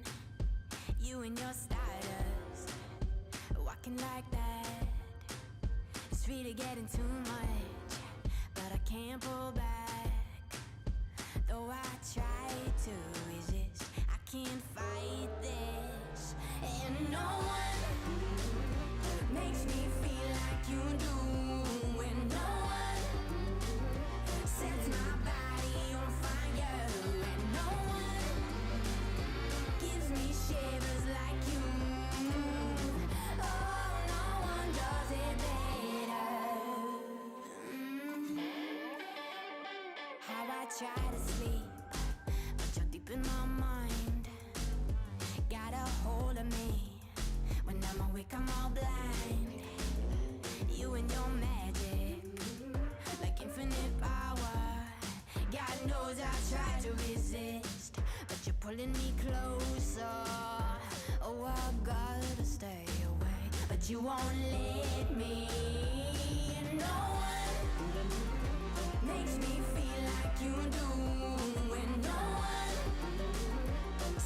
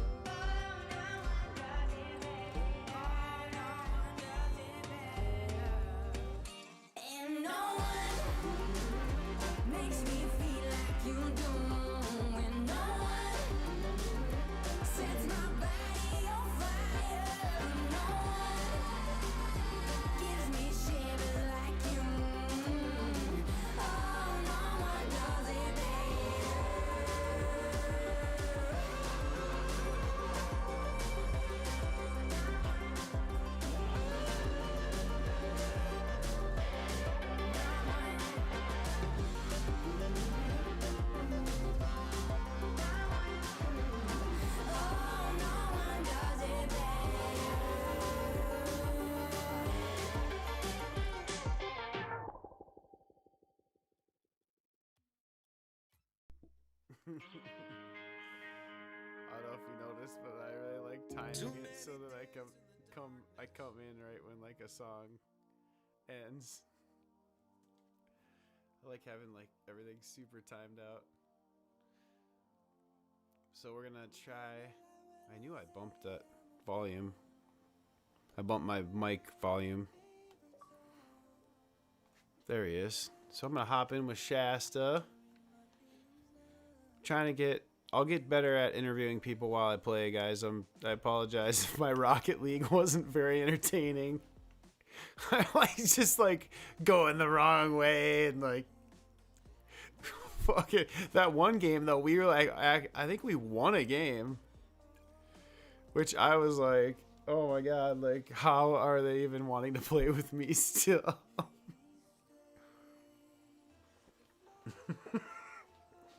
It's like, does Davey have Chris's controller?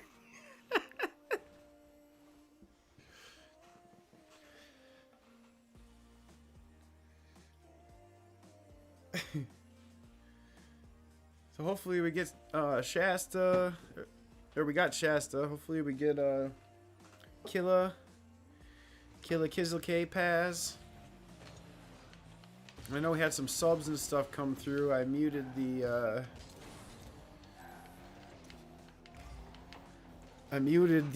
alerts so that I could play them back after. I didn't want them to interrupt the interview. But they should have still been showing up on the bottom. So, but I saw that there were some ones coming in. So thanks to everyone who subscribed. And I don't know what's wrong. My alert on my calendar that said cancel Streamlabs came up.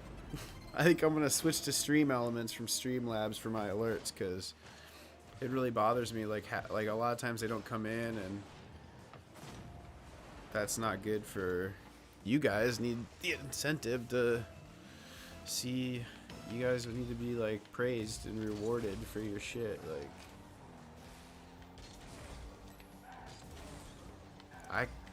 I can call you out, but like fuck man, it's gotta be on that screen.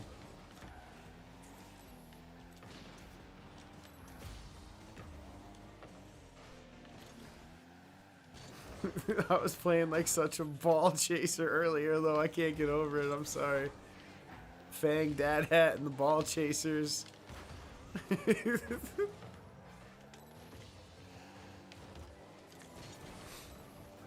I just looked at my text too, and Emery, my son Emery, was like, "Oh." He asked me for something, and I was like, "I can't do it because I'm getting ready for my interview with the band Emery, or a guy from the band Emery," and he's just like, "What's that?" Like, that's fucking awesome. Or he's like, "What do you mean?" It's funny how kids don't pay attention, even though I told them like 10 times what I was gonna do.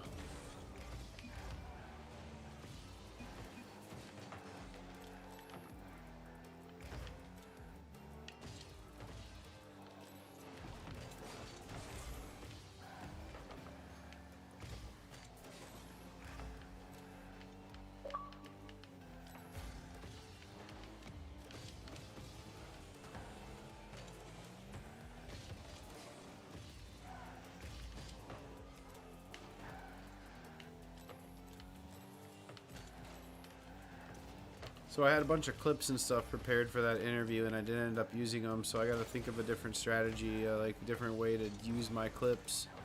I even edited together some like clips of him that I had like a whole presentation I was gonna like do. I was gonna introduce him and read it, and like I had like a joke and shit. Like it was funny, but like whatever. It didn't work out because what happened before the meeting was that the Zoom call didn't.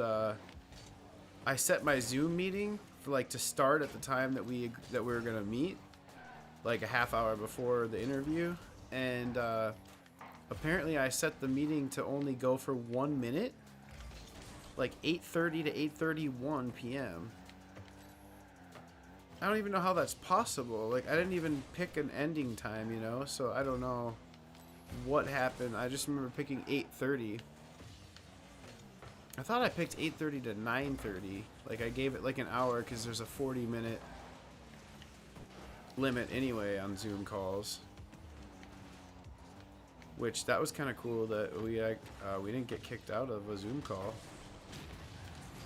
But anyway, long story short, I had a little more of an interactive experience where I was going to play some clips. I had an intro. I was going to talk to him about some of his specific things he had done and play some of his videos for you guys. And just the whole Zoom thing in the beginning kind of screwed it all up, and we just had to go live. So in the future I'll be doing more interactive stuff, but I just need to think of a better way to do it.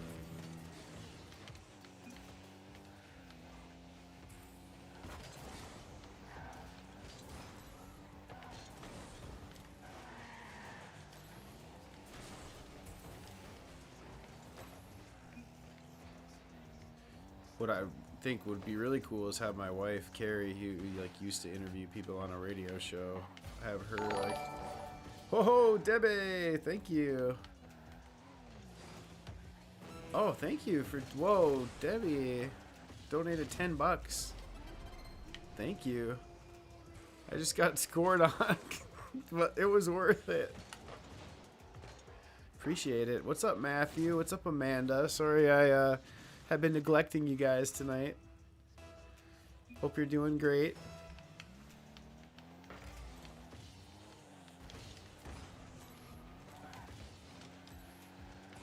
I saw a couple other people in the chat. Debbie, that's my mother. Thank you, Mama. It's good having you tonight. This is great hearing you guys talk and share your experience and insights. Thank you. That's what I want to do. And just kind of chat with people that I find interesting, and I'll get better at it. And I think it's like, of course I'm thinking of like the whole document that I had that I didn't even get to most of it because we just talked about what came naturally, and so that's also what I want to do with the channel too. And get better at playing Rocket League while I do it.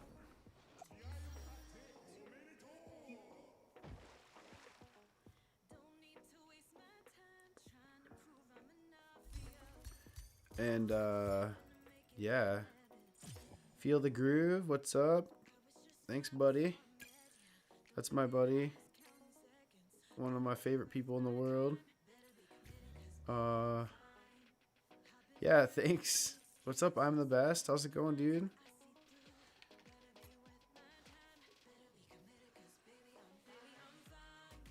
Azario, or wait, maybe that's from earlier. I don't know. Either way, what's up, everyone? Sweet.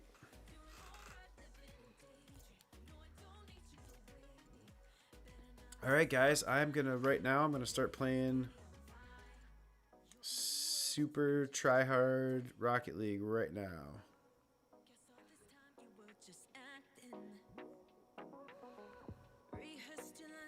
Tired boy, what's up? How are you? You got 2 followers? Oh, I'll follow you, dude. See if it'll let you put your link in the chat so I can click it. Like your Twitch link. Or am I already one of your followers? But you just got to keep going, man. I had 2 followers like 6 months ago, and now I'm about to hit 213, which, by the way, if you guys haven't followed, I'm trying to hit 213 followers by my birthday on February 13th, which is in 2 days. So we only got like 13 more follows to go. If you guys want to donate, that'd be sweet. The only person to donate tonight so far has been my mom. So that's kind of embarrassing. I might have to see if my wife will donate.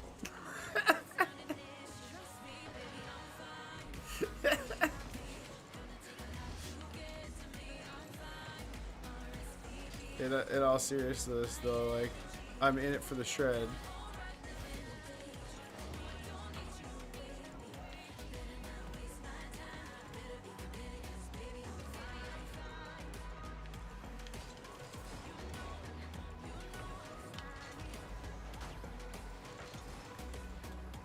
What a save.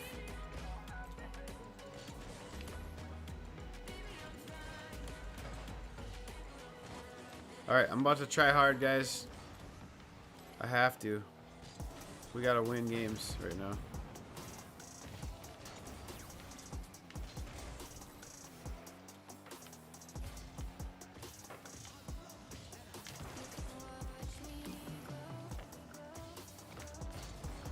I'm starting to play fast. Oh no, Chris. Not dumb though.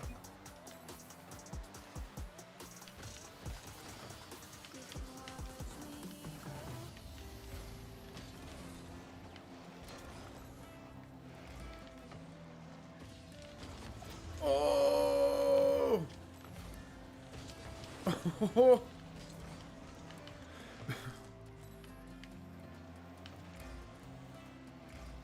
Sticky wax that slipped right past you.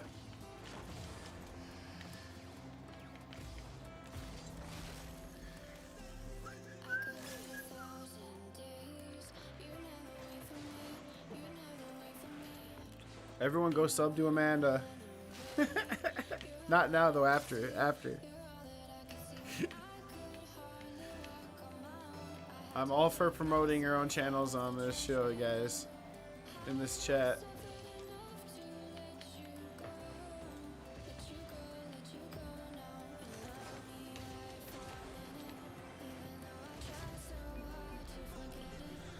I don't know how I missed that. I gotta try harder. How do I have 14 views? I have no vids or clips. It says tired boy. What up? Feel the groove.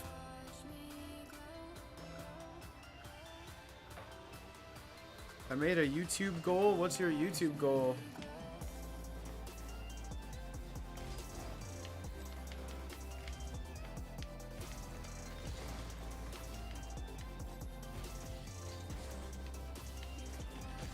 You're gonna play Miles Morales on your PS5. What is that?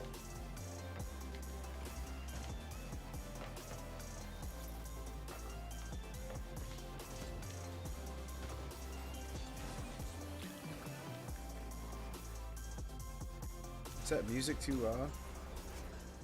Oh, Spider-Man? Nice.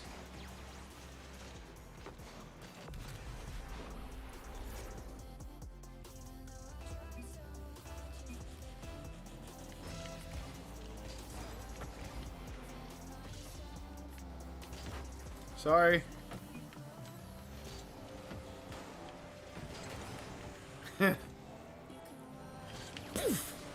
Yeah, baby. Who needs boost? No.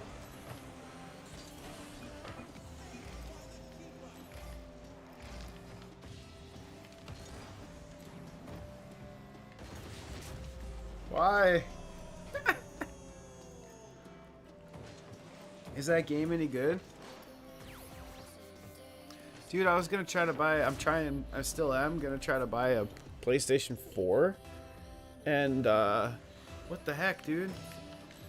They're still expensive as hell. They're like $250, $300 new.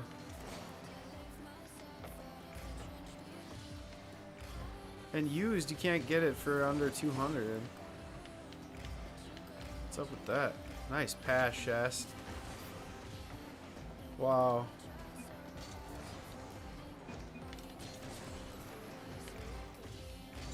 Guys, oh, I gotta play better right now.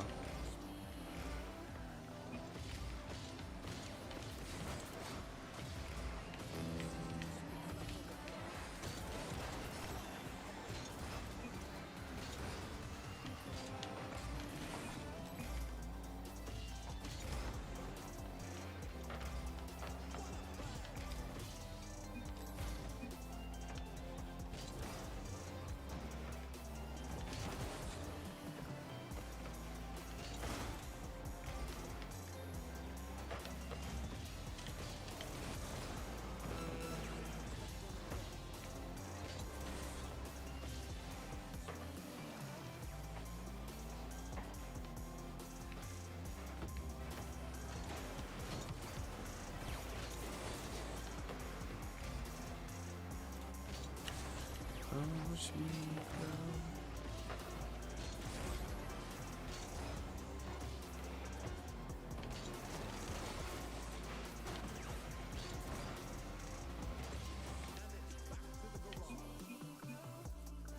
Good warm up, good warm up.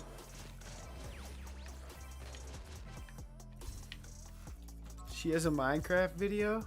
Or he does? Tired Boy does? Or Amanda does?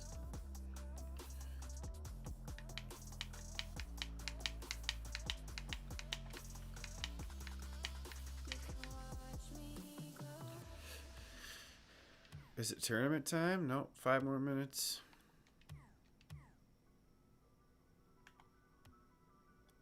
Lucky lanterns.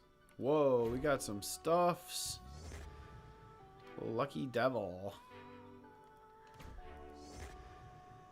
Yeah.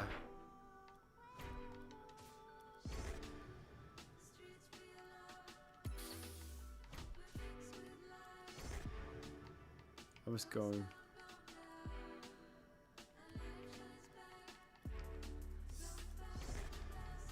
God. Stuff's so bad. I want to have this dumb crap.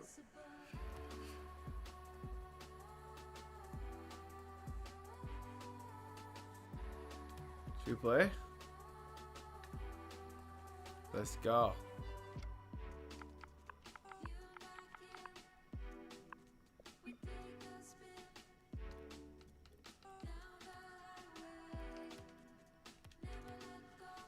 Never let go. I got this really good popcorn. Oh man, my wife. She like, her and Davey must have eaten it all. It's like almost gone. You guys saw how much I ate earlier, like cup, little bit. Like this much of the bag, but they ate like all that.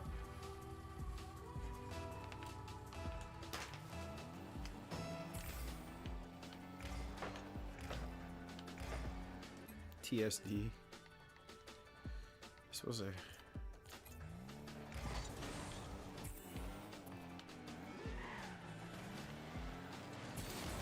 Oh, bitch!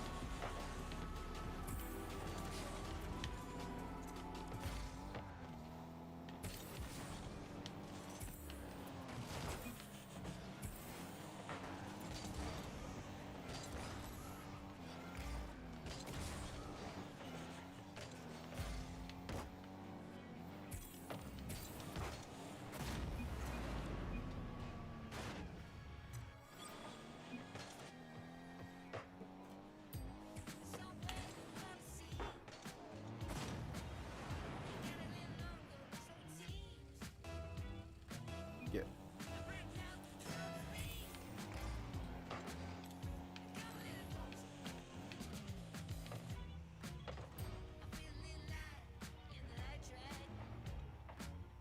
Just wanted to check if I was in the Discord.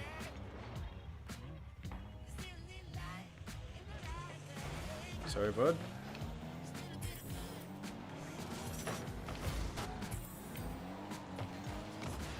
Nice.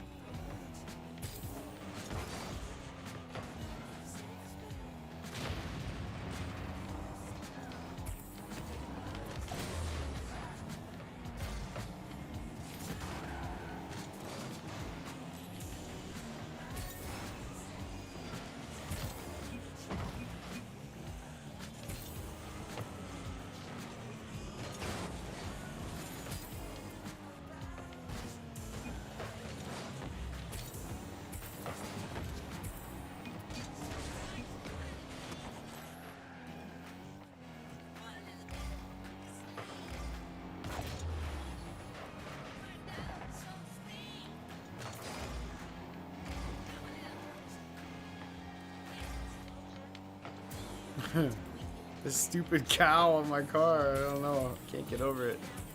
It's dumb. Usually I like the cute little animals. I don't like this guy. I want my kitty back.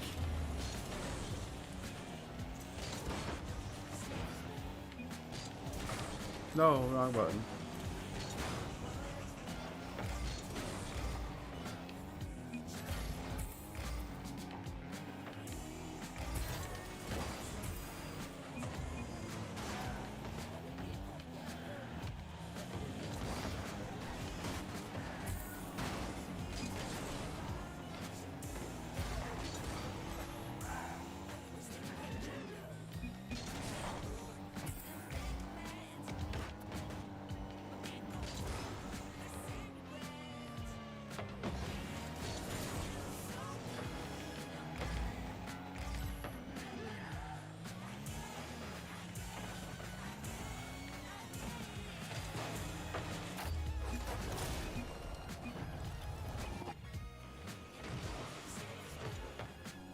My fault.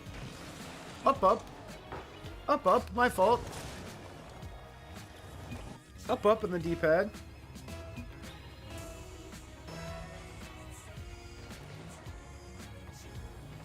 Wonder if K-Paz is coming.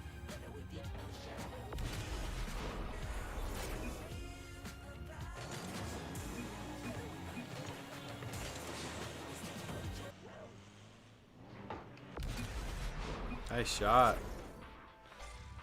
Wasn't even paying attention. What wheels am I using? What's up, Puvav?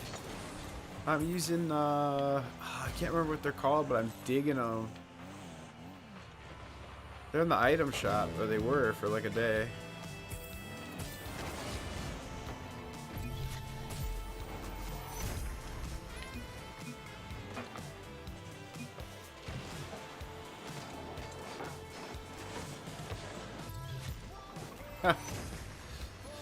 I think he just got lucky there. Ball shooter.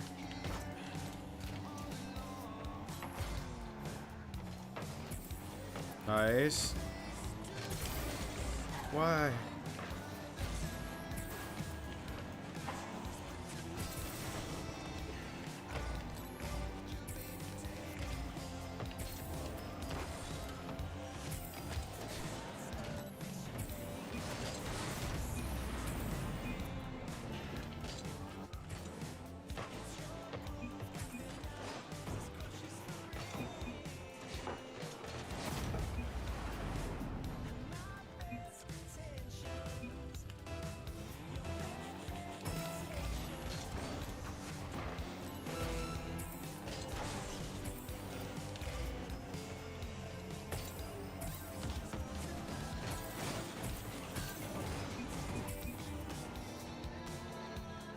Bro. Bruh. Bro!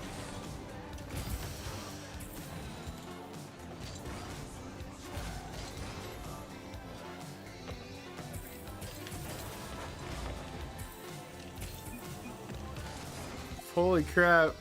That was, yeah, that was way too Minnesota nice.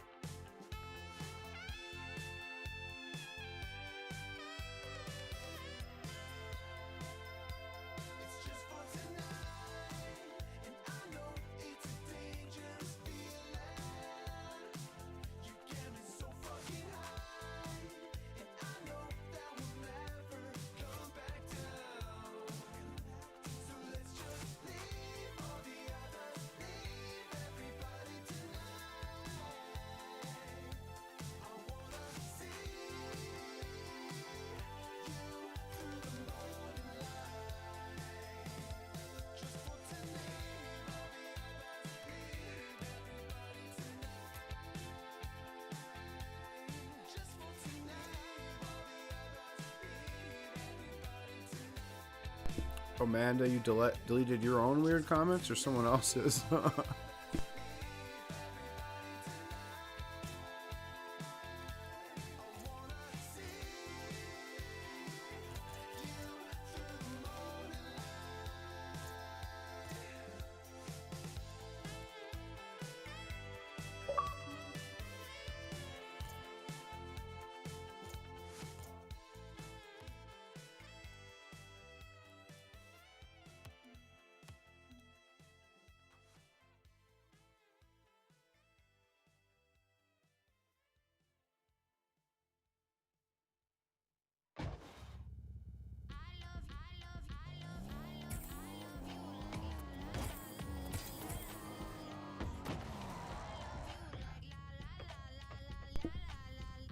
Oh, by the way, we're queuing up for the tournament, so I'm playing free play until that starts.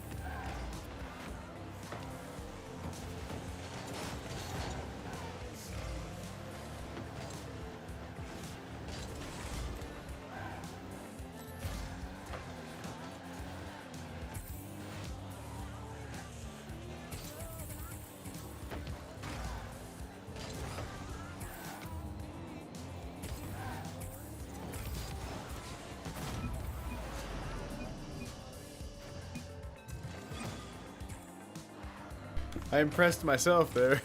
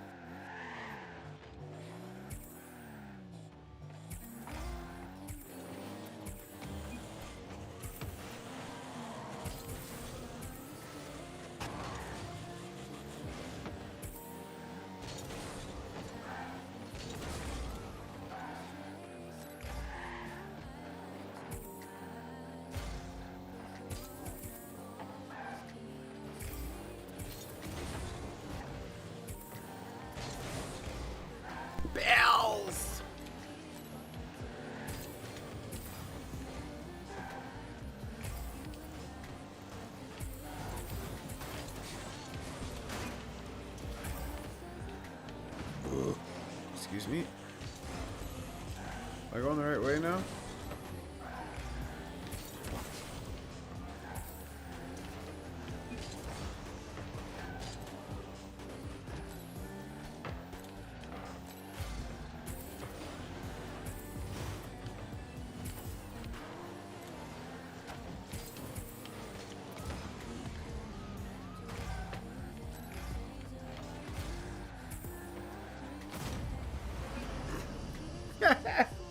Sorry.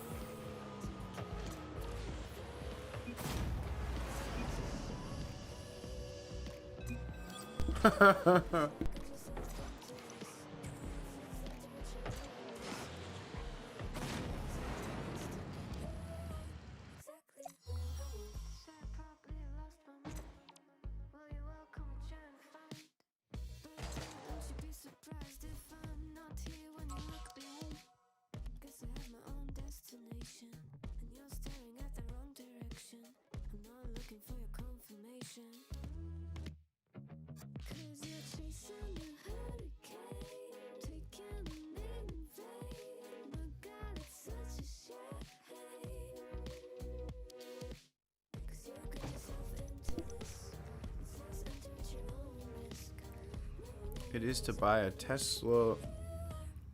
Amanda has an idea to buy a Tesla off-road and see what it does.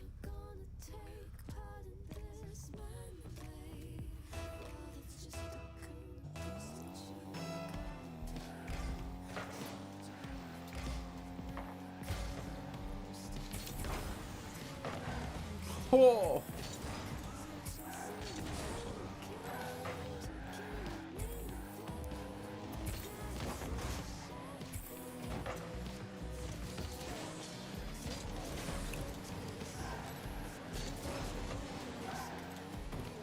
Wait, where's Shasta?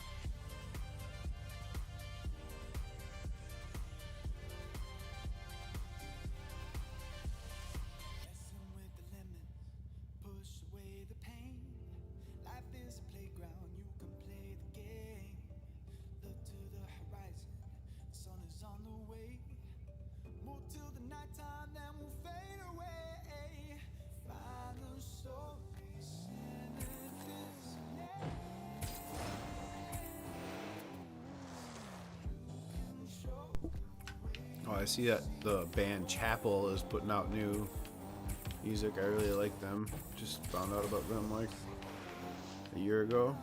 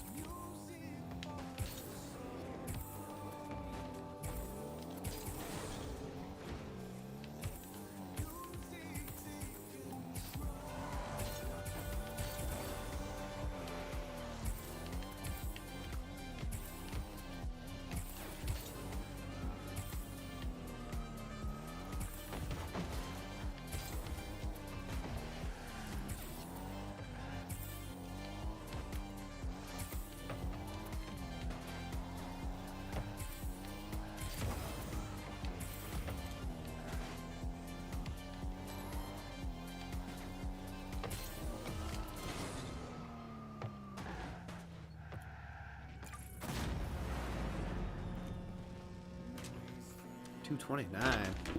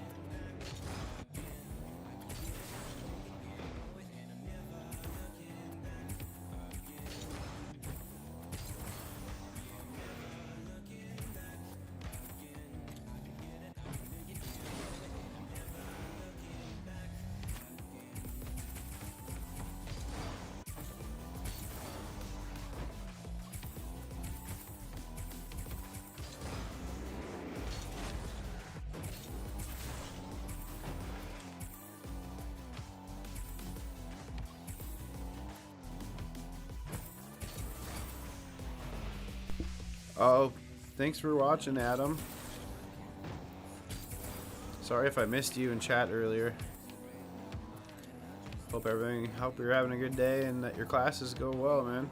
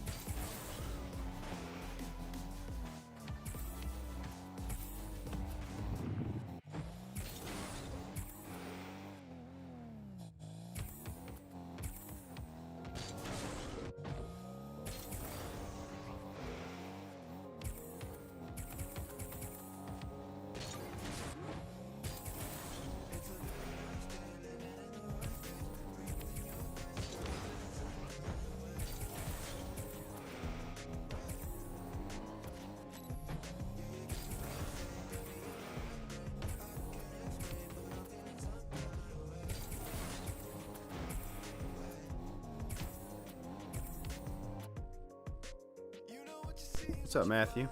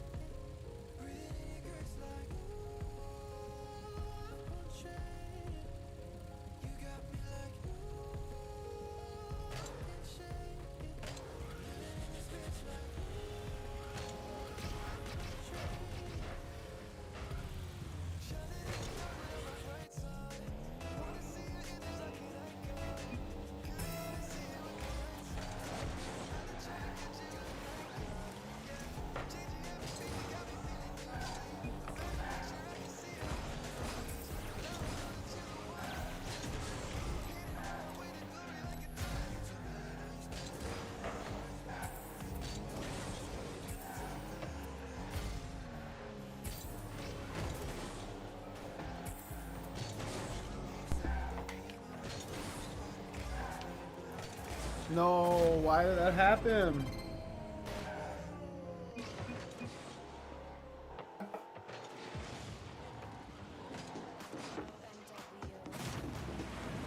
I was headed right towards it, and then my wheels like landed crooked. We got these guys.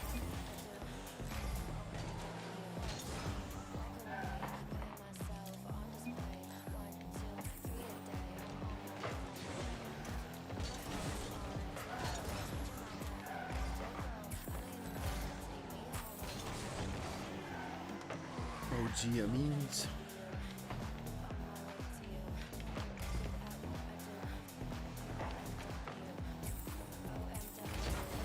Technically really warmed up. I've been muscle memorying it all night. Now that it actually matters, I'm like on point. About to destroy these kids.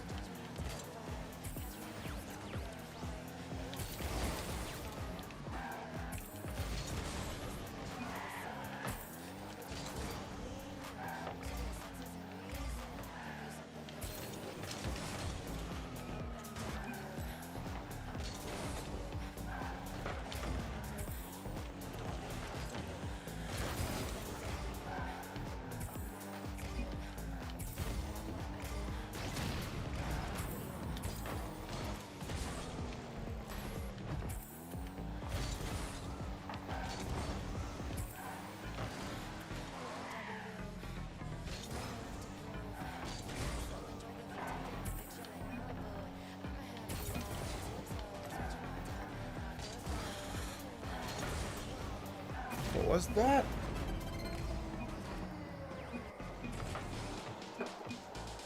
All right, got this. We don't need no second chances. We need none of that.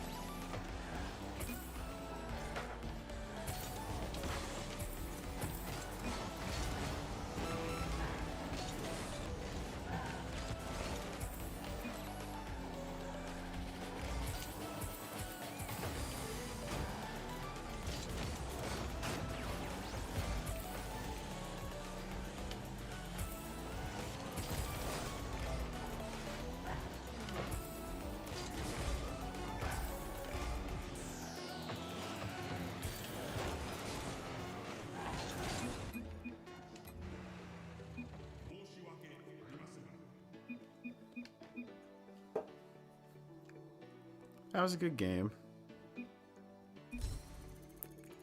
I'm sure Amanda will be back. Matthew, and then your buddy will be back.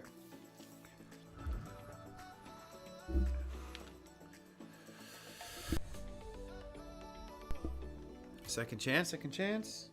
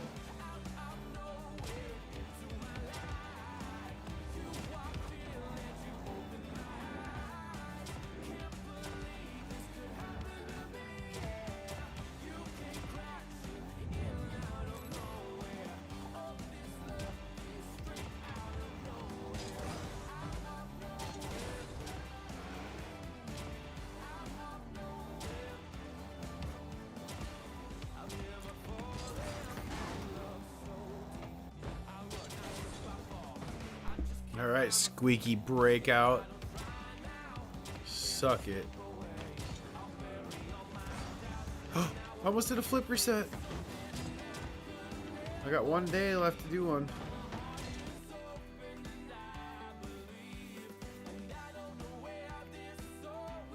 Go, nobody knows.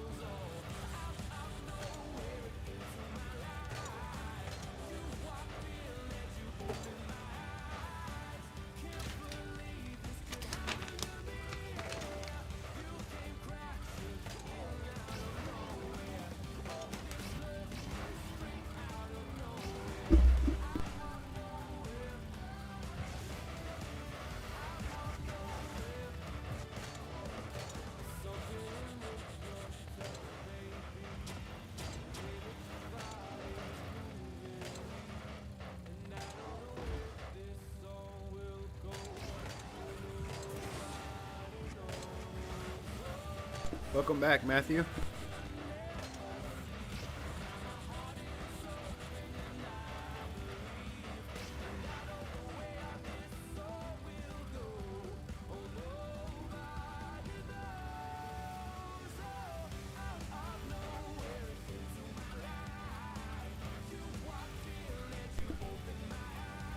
It's just us, Matthew.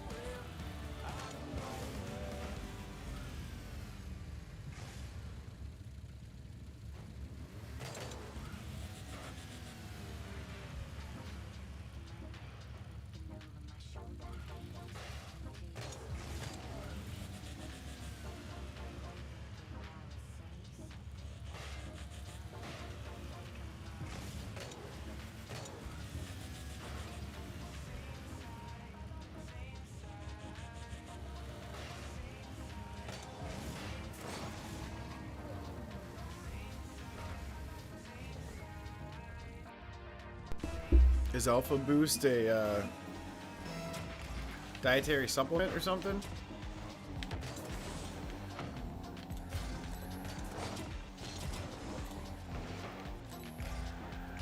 Oh, that's Alpha Brain.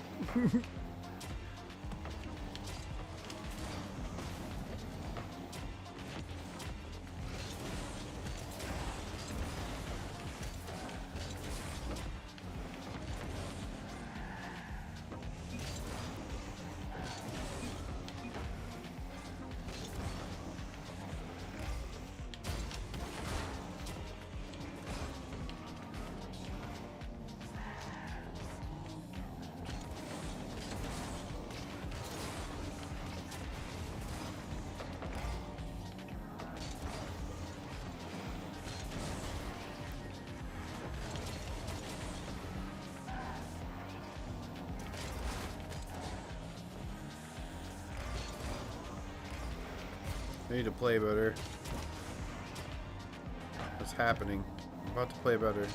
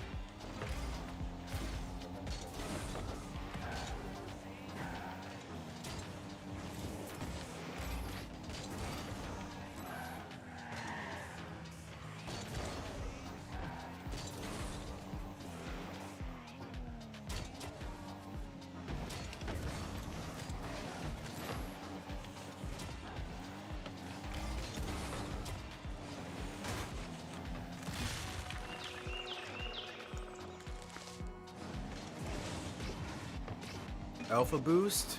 I don't know what that is. Is that like a type of boost? I was just kidding about the alpha brain thing. But yeah, I don't know what alpha boost is. I don't like this boost, whatever it is. It's like really quiet.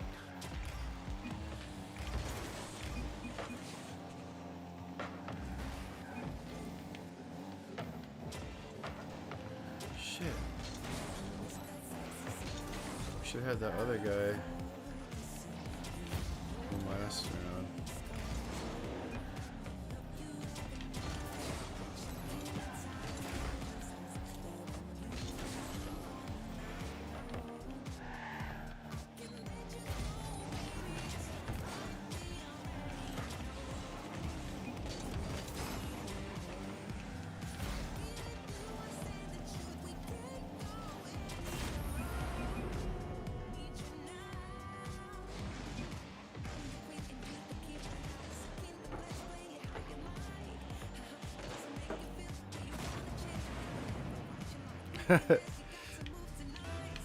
It was funny. What's funny, alpha boost or just what happened?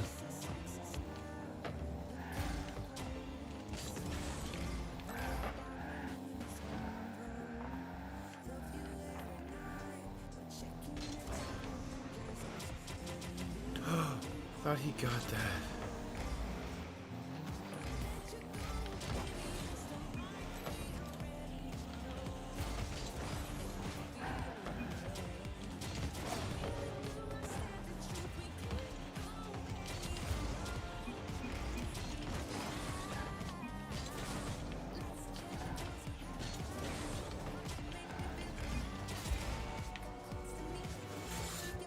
What just happened? Oh.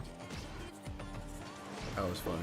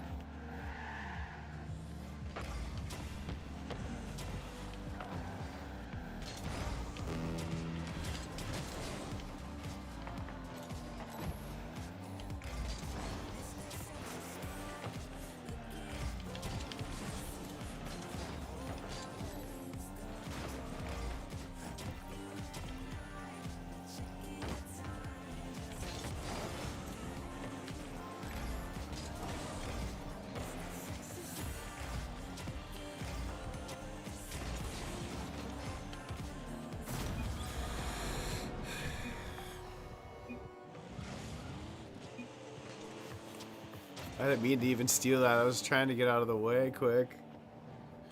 I was gonna like put it in, but I didn't. And then when I saw that their guy dipped out of the way. Shit.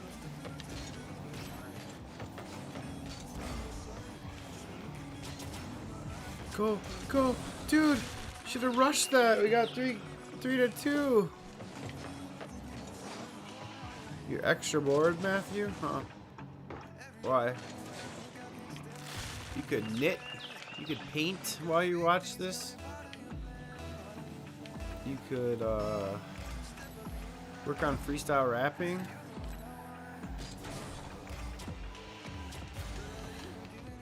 Oh no! Oh no! Here we go. Here we go. Here we go. Mother fart. Bump it. Bump it. Bro! What a horrible, horrible game.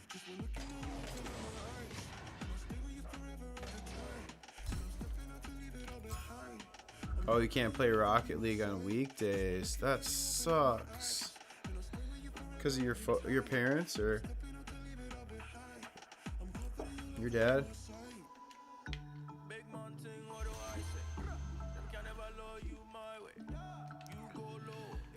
Wait.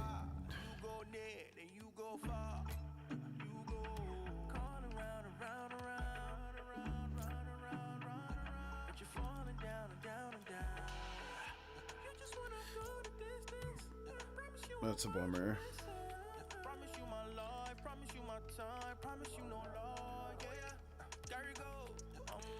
I'm gonna play a duel or two and then see what's good with everyone.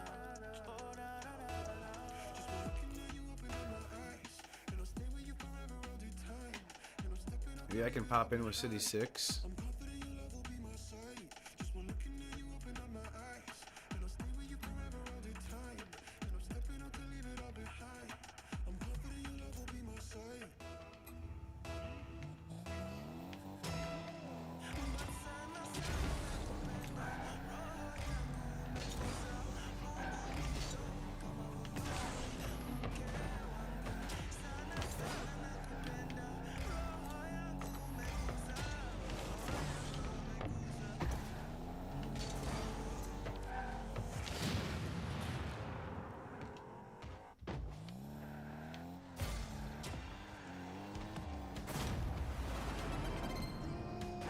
Yeah, GG's, man.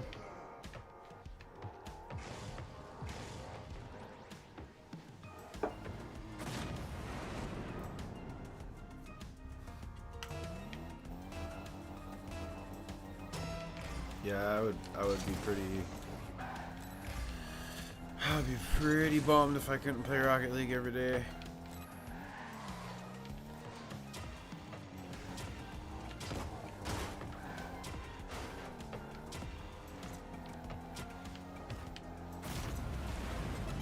That works.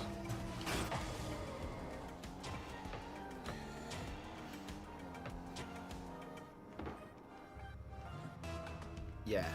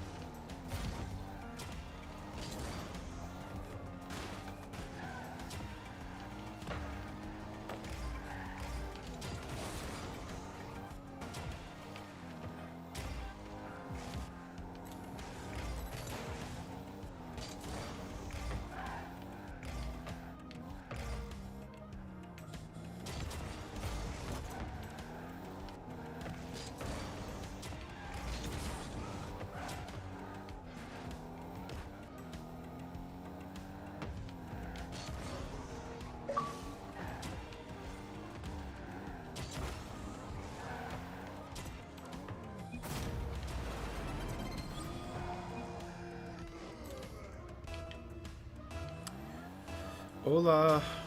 Matthew's gonna be glad you're back, Amanda. I've been kind of boring for Matthew in the last few minutes. Trying to actually win.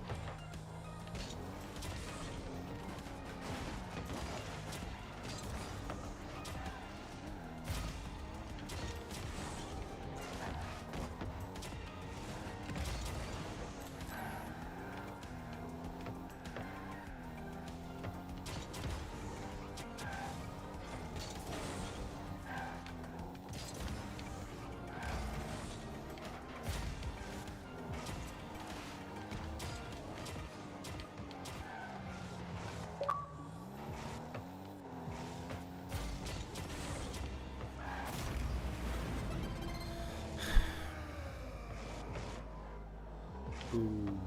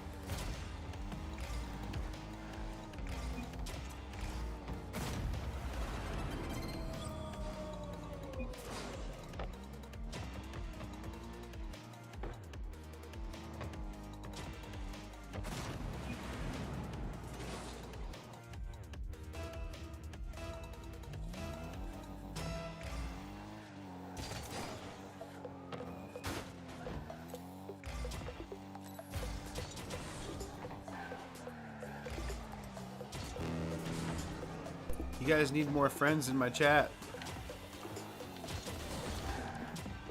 I need to get more people in chat.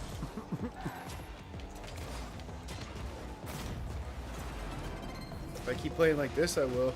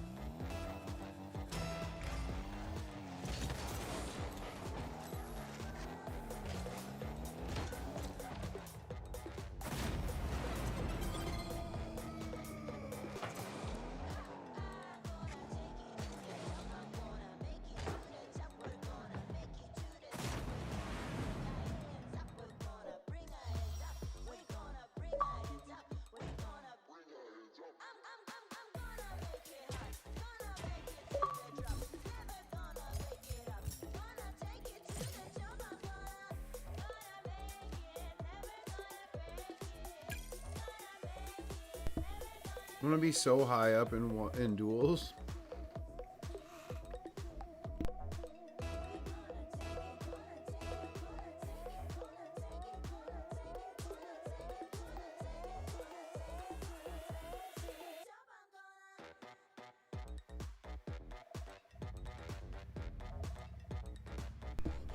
I had a shoot tomorrow, but it's canceled, you guys, so it's like basically, you know, I shoot and edit videos, so like when a shoot is canceled or postponed, canceled sucks, but you know, it's always hard, sucks to lose a job, but like when it's postponed, it's like getting a free day. It's like vacation for an entrepreneur.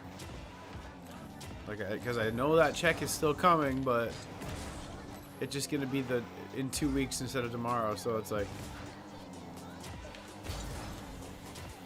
getting a free day off. Cause like I can't make any plans. I can't do a different shoot. I didn't have anything planned.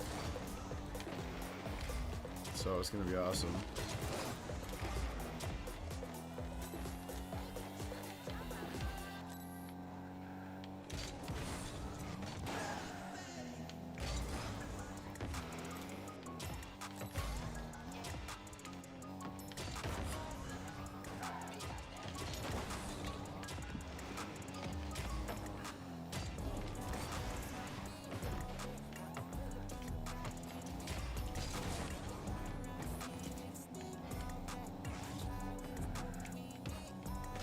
I knew he'd go for it too. Boom. Who got TY Pyrothus? Connor? What is that? Obviously not me. Not I, said the Fang.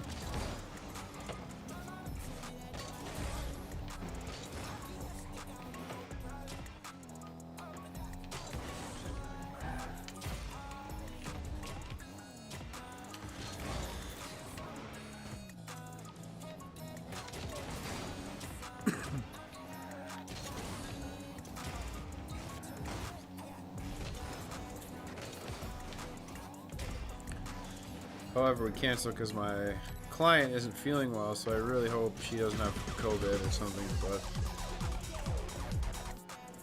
that's the only negative about it. But she said she didn't think she had COVID, she just didn't feel good and wanted to be safe.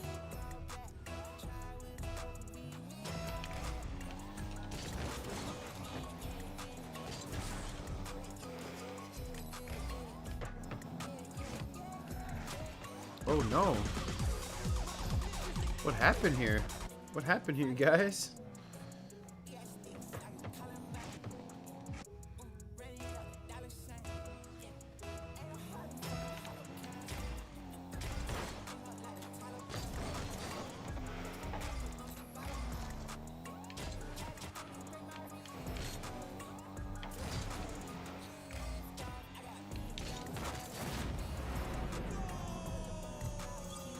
Yeah, crack.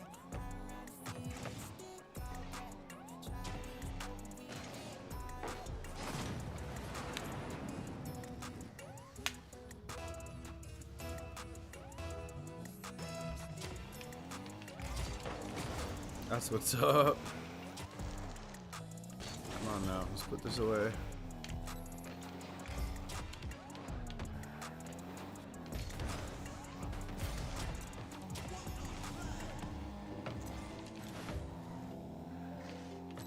This is the one that sounds like a ringtone. Oh no!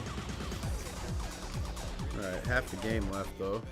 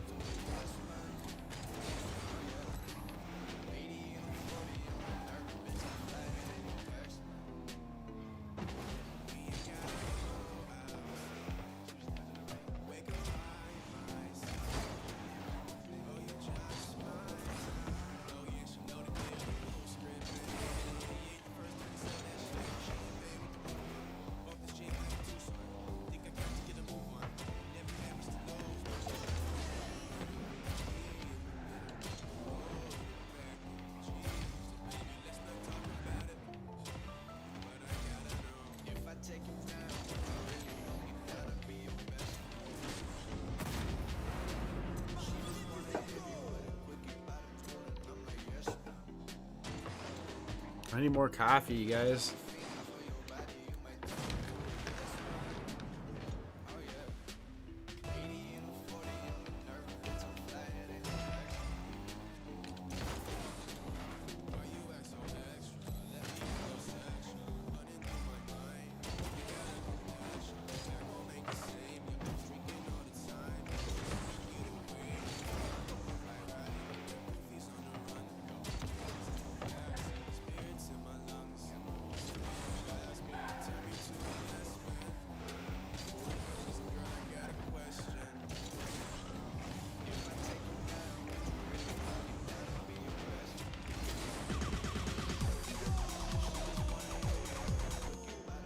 That dude beat me.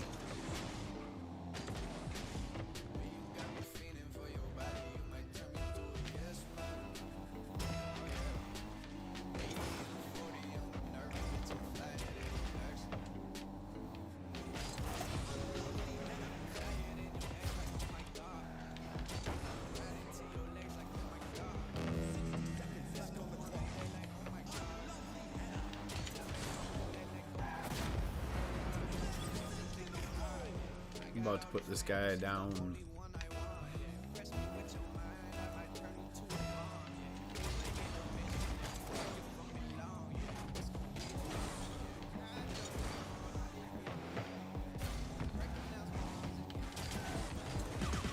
Damn. He said the same thing and then did it.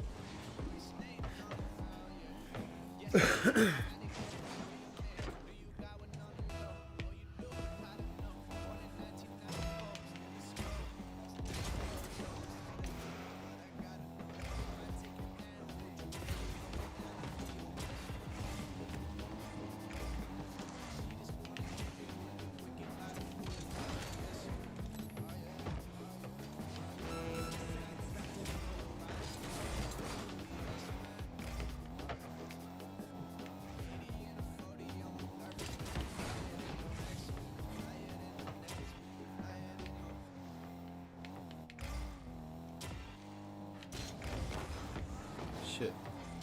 Why did I do that? This guy. Oh my god.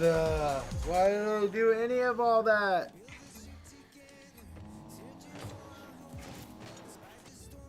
Yeah, he said thanks. Literally, I just gave him the game. That was the dumbest everything. Oh, I could have totally scored, but whatever.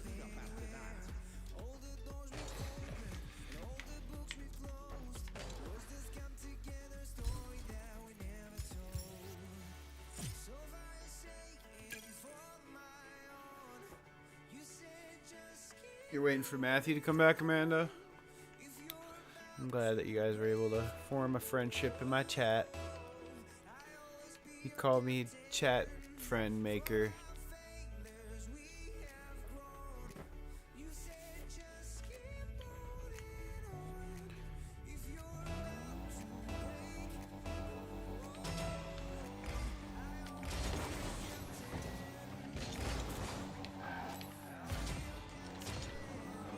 I need to win some games though. I can win them. I just am not playing well. Now I am.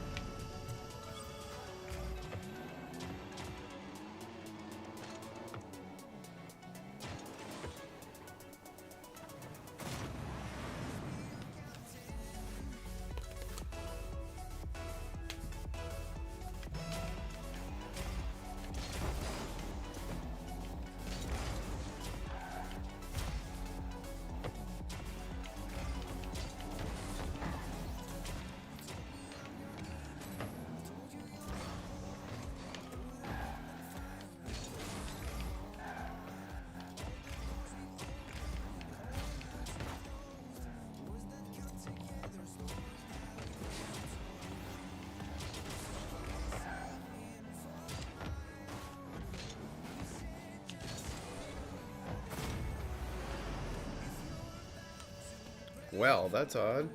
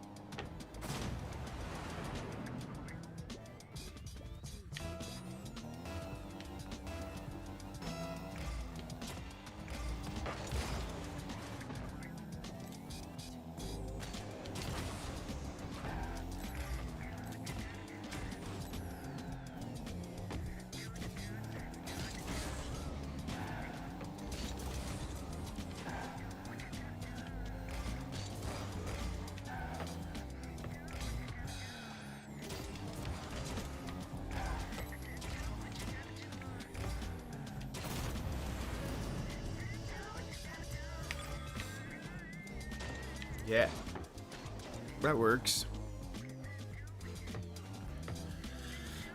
242.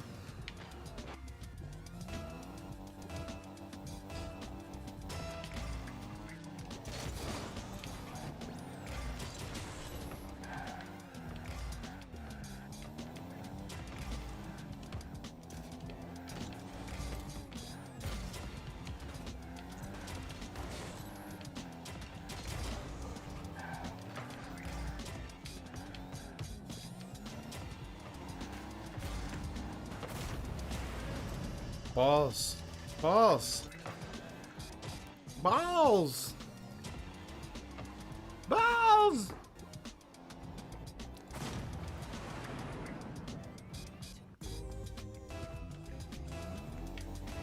I can't.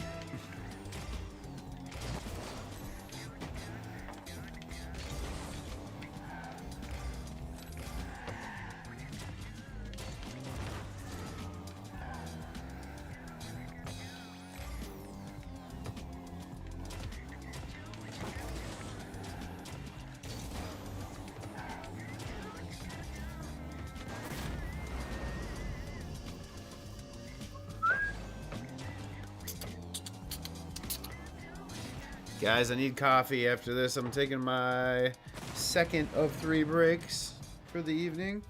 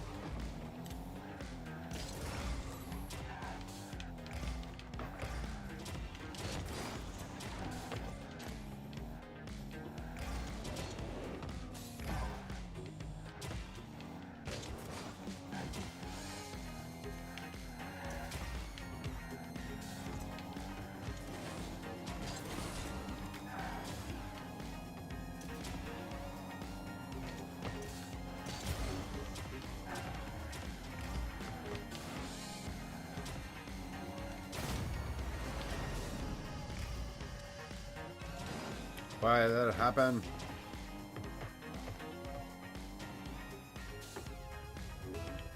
Right.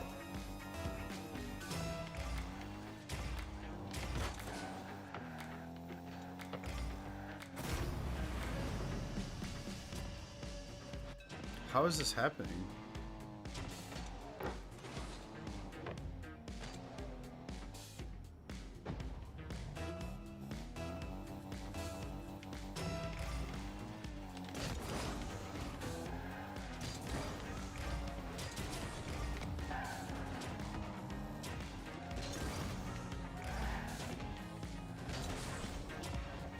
Jesus Christ.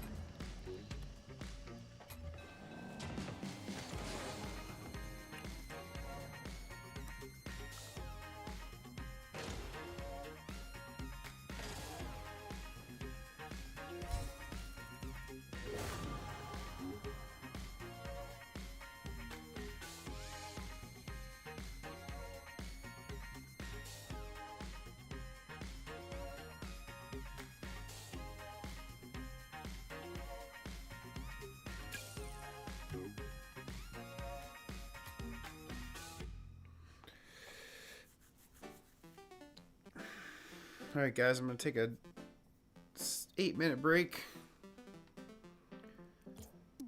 Go potty and get the coffees refilled.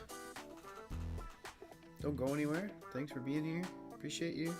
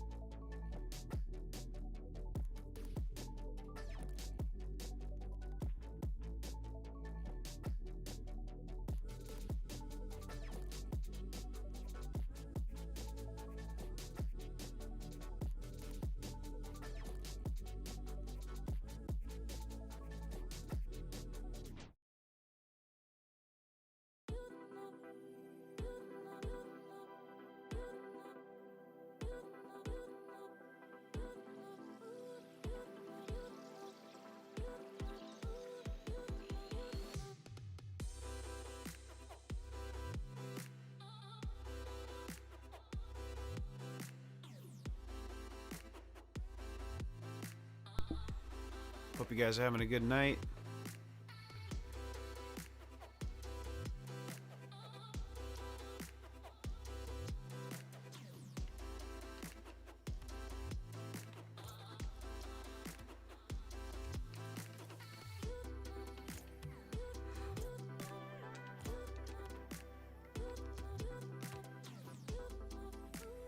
Do some training here.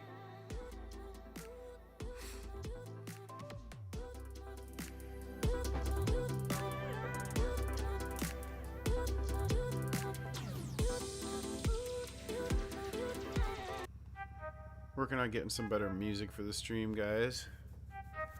Maybe I should play through it on stream tonight. Be kind of a good night for it. I need everything.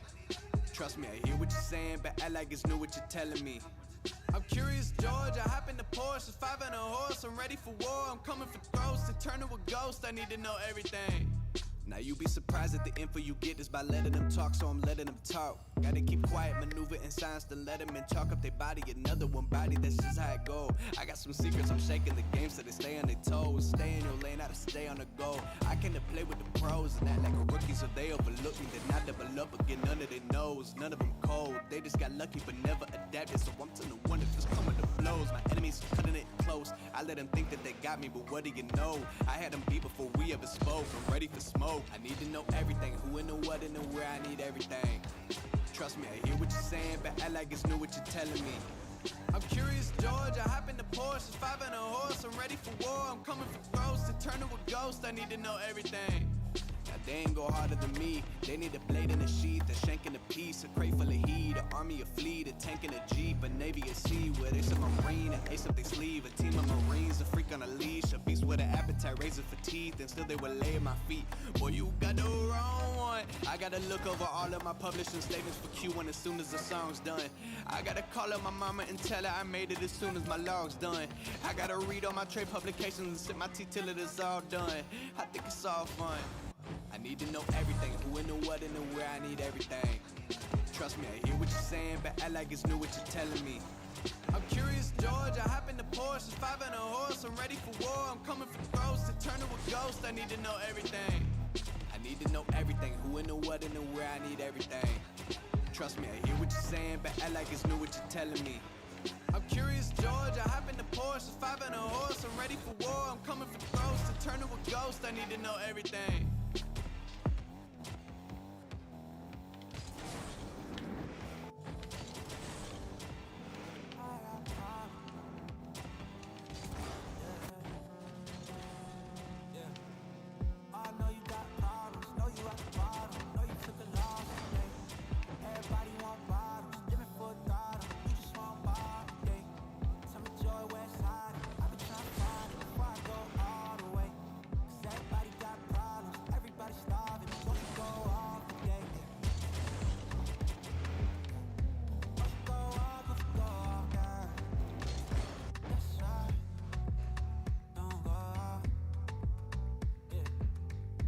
All right.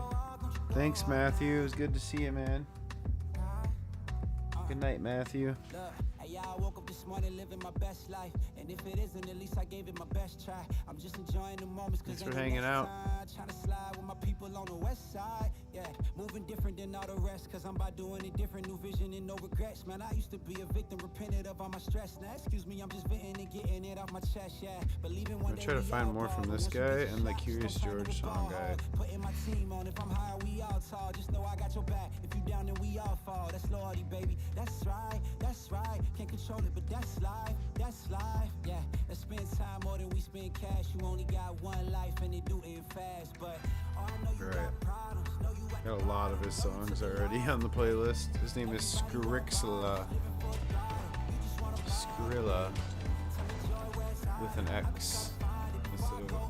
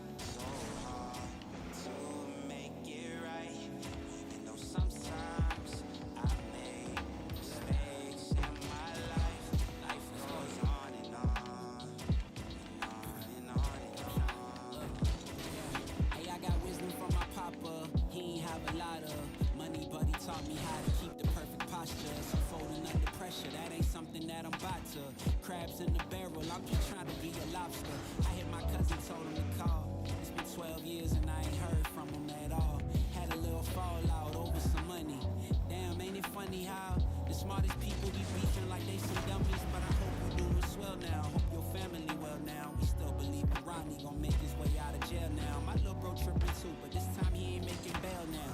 18 doing 20, that math straight out of hell now. Sorry for all the small talk. It's the only weapon I got for this depression I got. Trying to find a way to get back all these blessings I blocked. Gotta help my mama cause she still been stressing a lot. It's hard to find the sunshine when it gets cloudy. So when I put on a smile, I wear it proudly. Don't know where the future's going, but I know it can't go on without me. That's real talk. Look. Sometimes I make mistakes in my life, but I'm trying so hard to make it right. Sometimes I make mistakes in my life. Life goes on and on, and on and on. Yeah, sometimes the silver lining don't look quite silver. Sometimes you a Fred and sometimes you a Wilma. Life hand out lemons and I'm making lemon meringue. Come have a slice if you feeling the same. Man, I hope my ex still ain't feeling the pain. She had one heart and I broke it a million ways. I got a daughter now and it's driving me really insane. Cause somebody could do to her what I did back in the days. Ayy, keep your head up, baby girl, it gets better. And even if it don't, I'll be right here to protect you. Keep your head up, baby girl, it gets better. And even if it don't, I'll be right here telling you life goes on. Yeah. Yeah, life goes on and on. Yeah, life goes on and on. Now what, Amanda? Ah, yeah.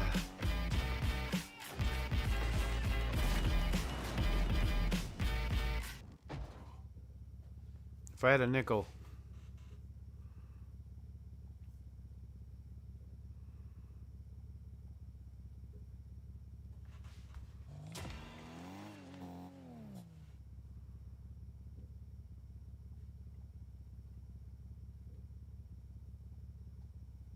This song's not playing, huh?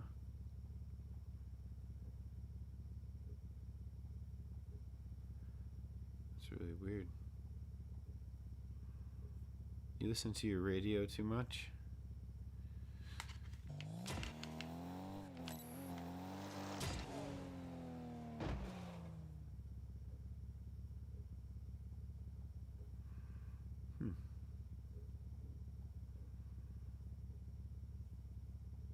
That's weird. I paused this music and then that music stopped.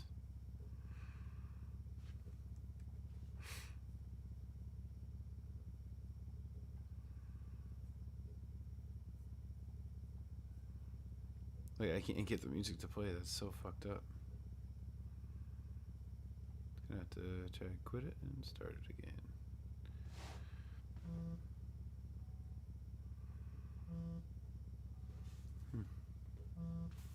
Stop. Freaking iPod.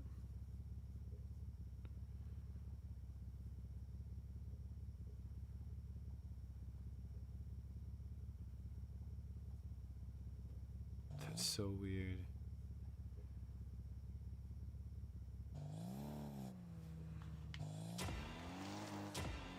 Just decided to stop coming through.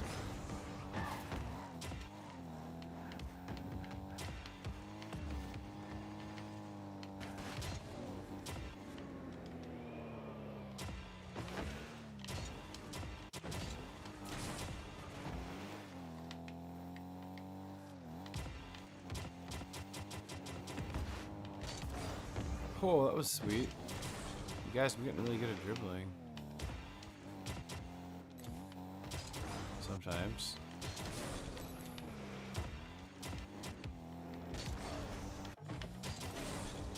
I can't like carry it around yet, but there we go. Usually when I start getting good, oh, I just realized that might be because of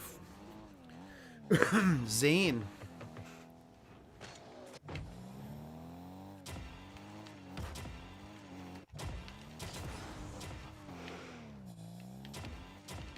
I bet it's because of how I had all my shit. Oh, you guys just did a fucking flick.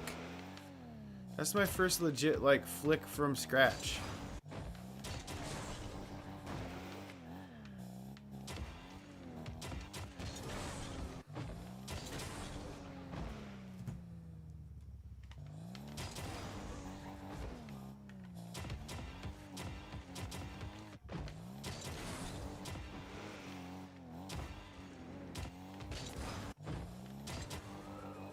I'm getting so close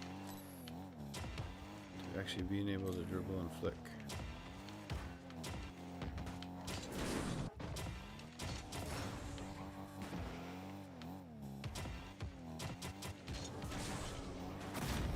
Oh, that was pretty powerful. Oh, I should have seen what the power was on it.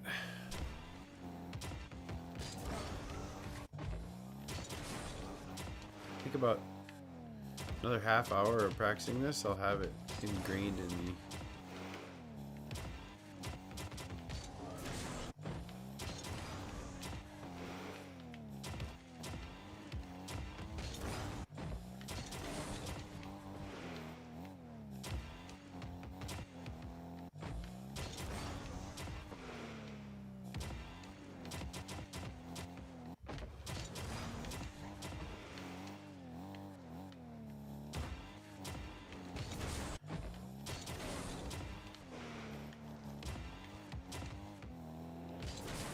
Look at that, guys.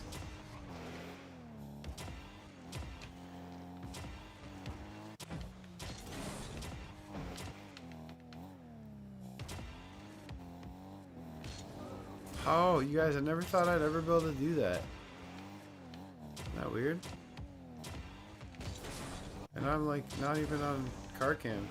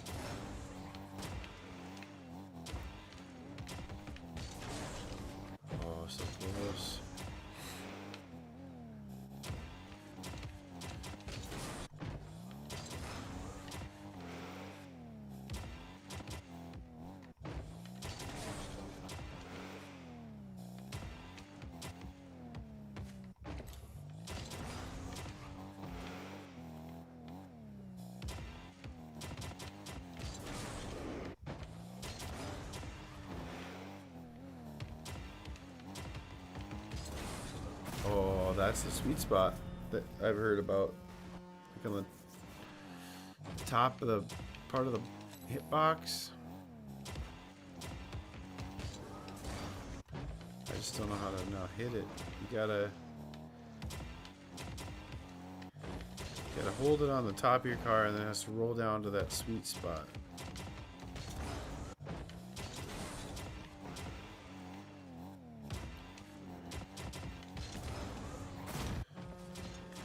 Maybe I should do slow-mo.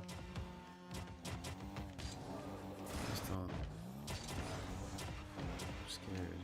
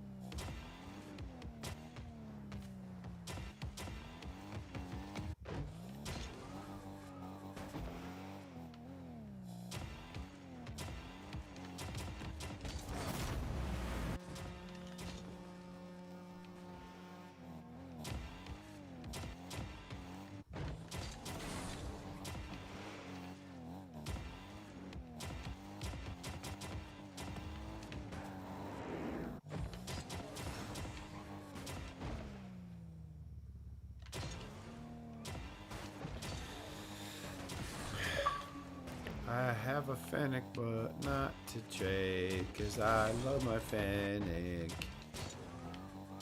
Please don't panic. You'll find a Fennec. Everyone finds a Fennec.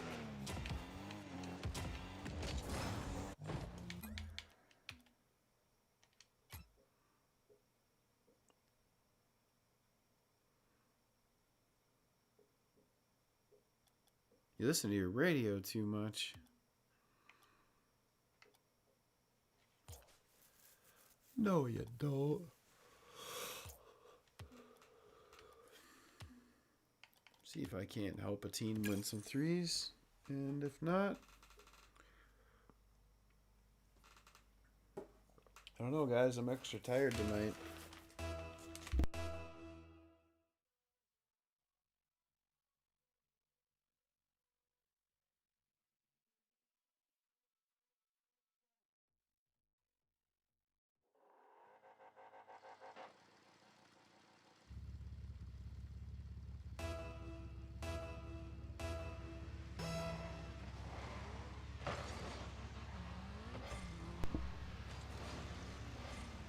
Chris Gaming 180, thanks for following, man. Appreciate it.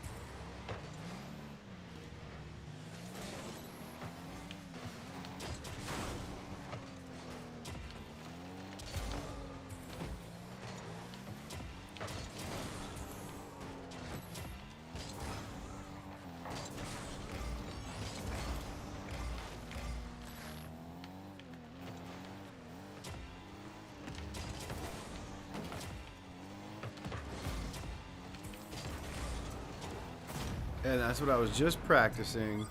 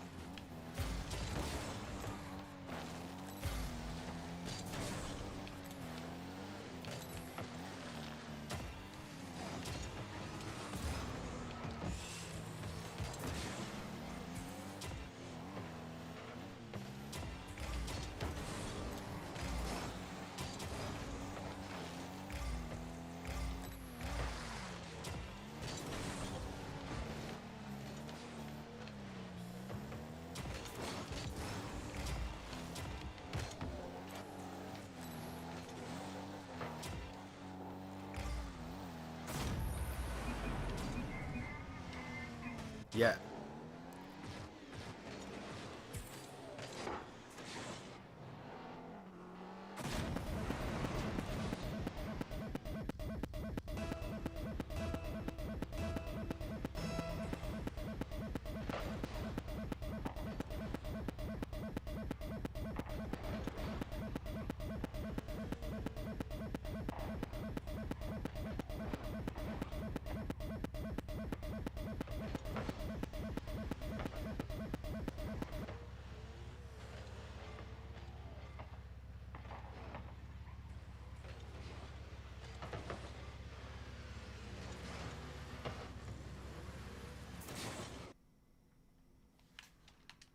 Sorry guys, I have no idea what the fuck that it was. I'm trying to figure out why.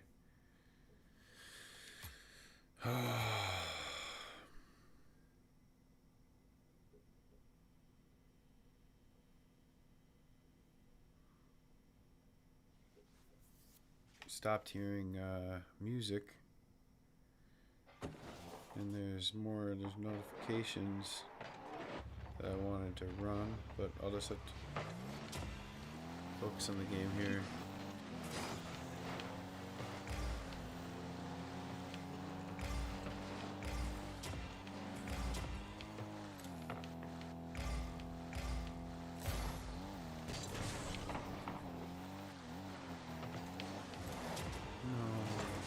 No. Nice.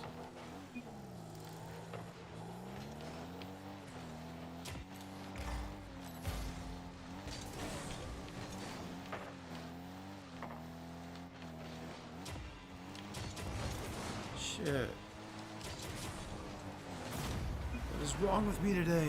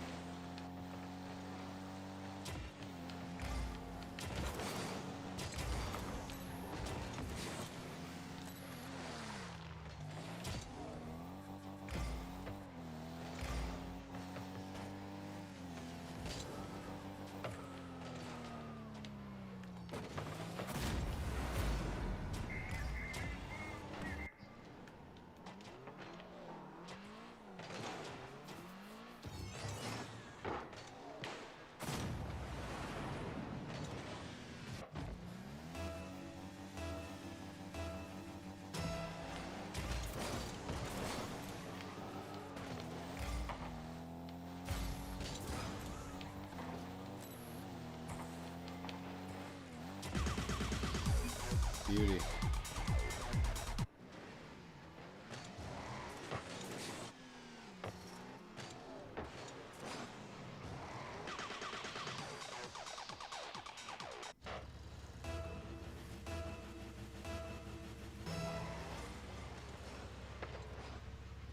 You have to go to sleep, Darian?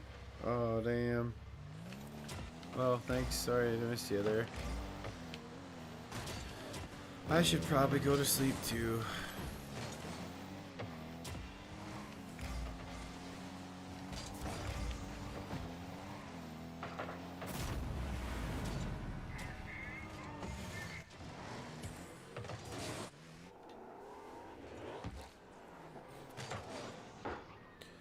What's a brown hangbanger? You mean like a harbinger, Amanda?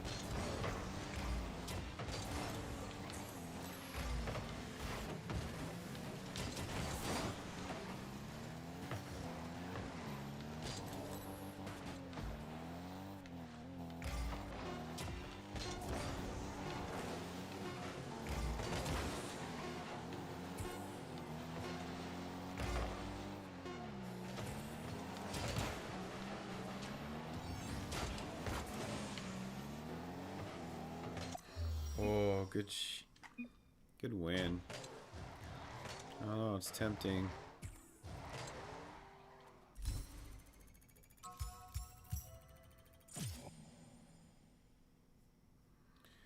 Tempting to keep playing.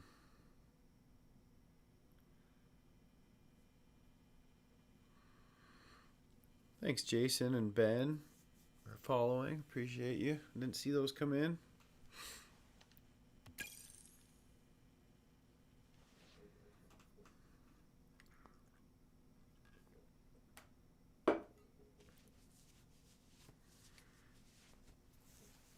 Probably came in during the interview earlier. That's kind of a bummer. I can't play music, but I don't want to mess anything up by changing anything.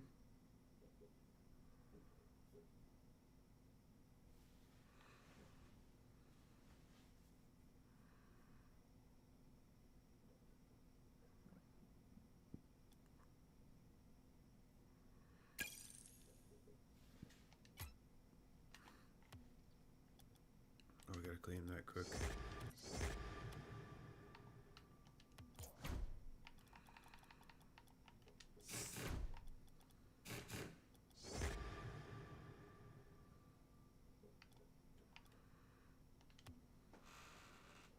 Yuck.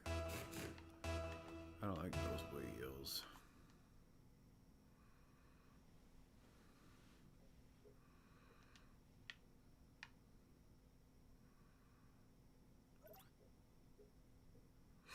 $204, you guys. We only need 9 more follows by tomorrow, or by in basically 24 hours from right now.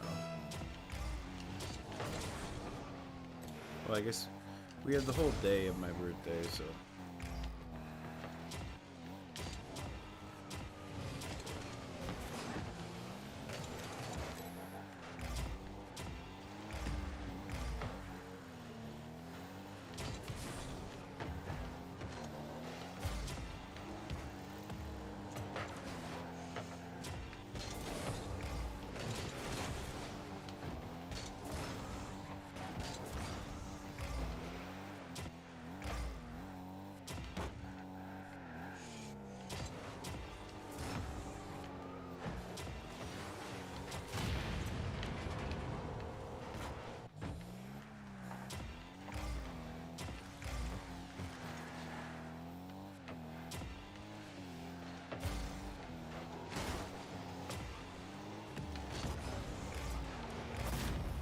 That's what's up.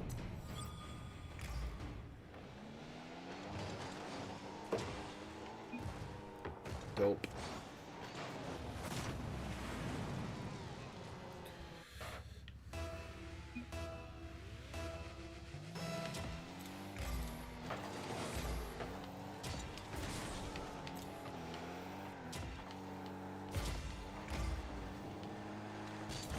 Guys, I don't have a lot of people watching right now. I might play a different game. This is gonna sound weird, but I'm like trying to decide what to do here. I'm like, any suggestions in the chat?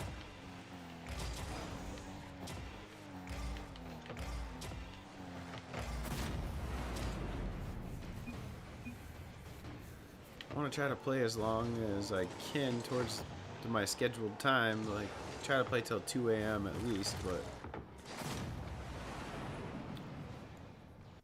maybe I play that Call of Duty game. How long will that take? I wonder to download.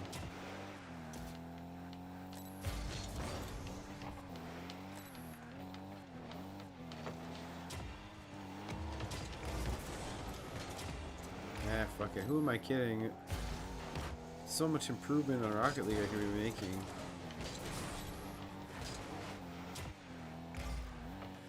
And HB and Wiggle Worm would be so pissed if I didn't actually just play Red Dead with them.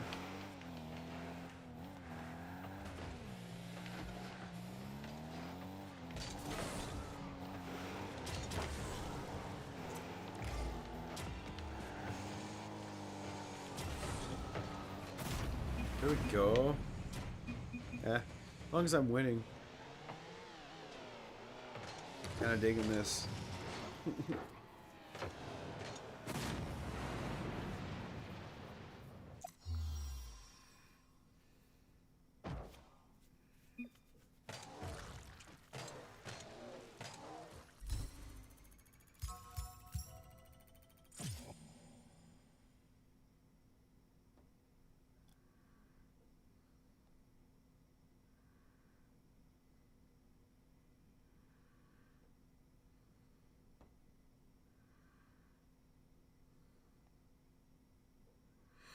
Jeez, almost 100 subscribers in what?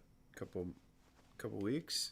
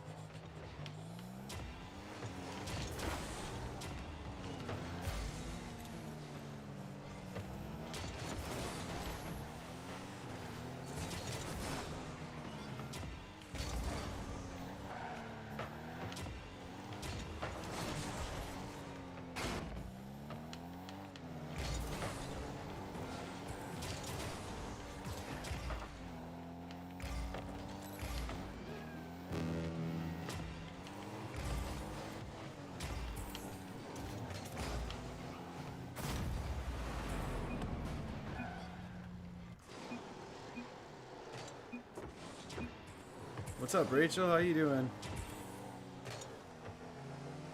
I was just like talking to myself, debating whether I should play a different game or not. I didn't play a different game.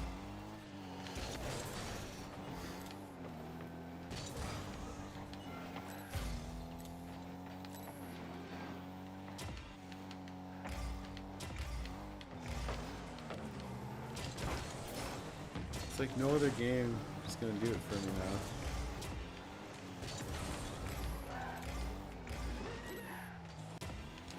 now. Almost.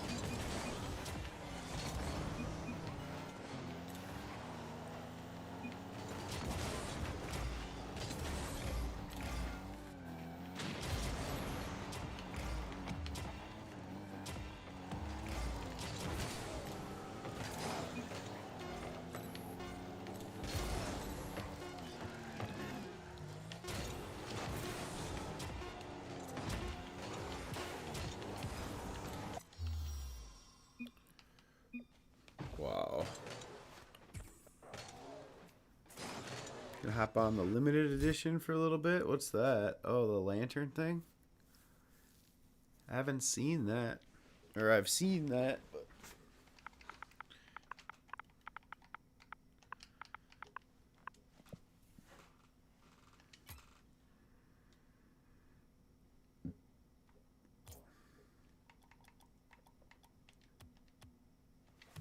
wanna invite me?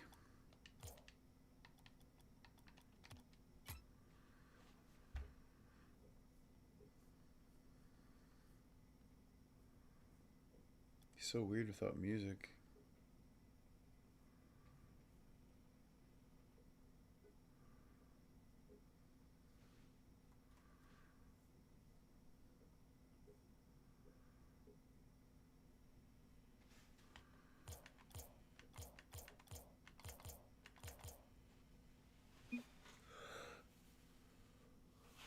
There's that invite.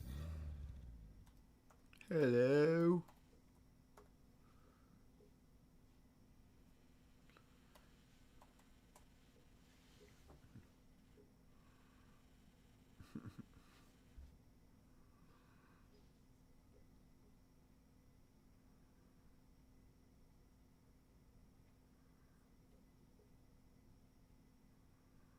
Need music stat.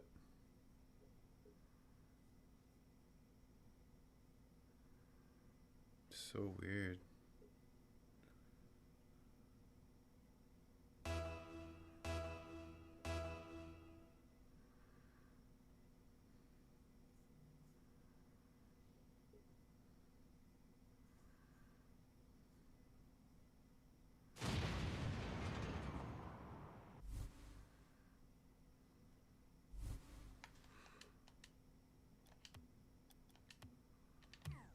Nope. Oops. Weird.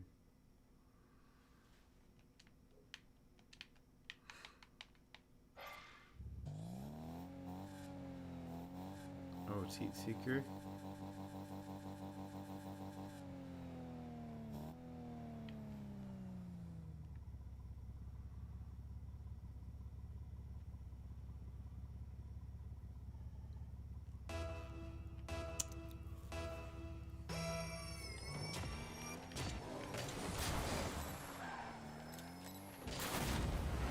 I don't understand this. I like missed the ball there and I still scored. Oh, I didn't. No big deal. Tried that. Tried it.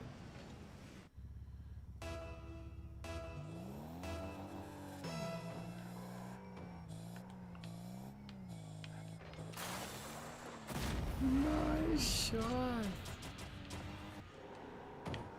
That was awesome.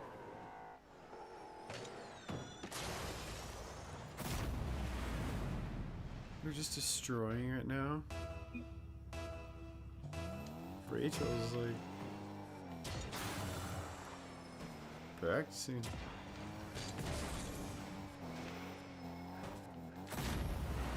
Wow.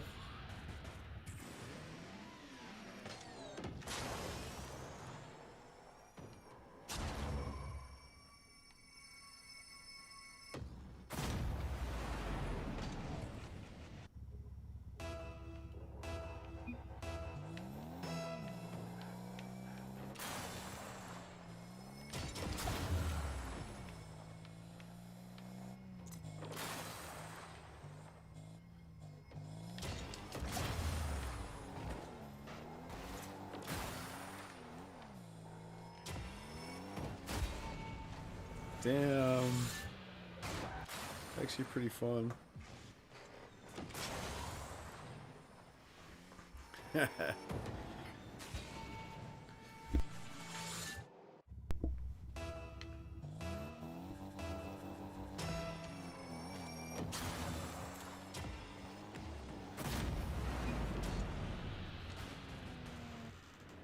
Awesome.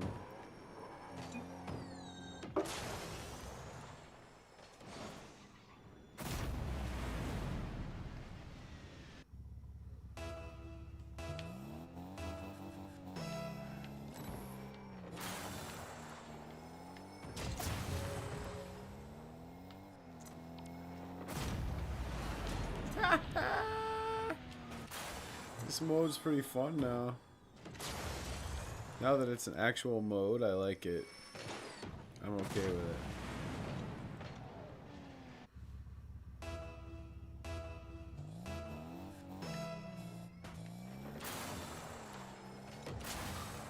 Nice, Rachel.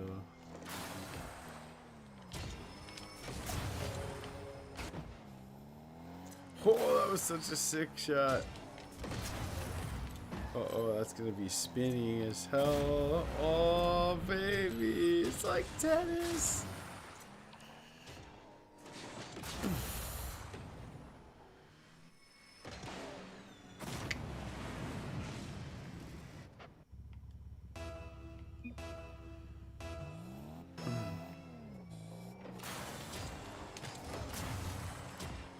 Dude, I'm getting the hang of this a lot.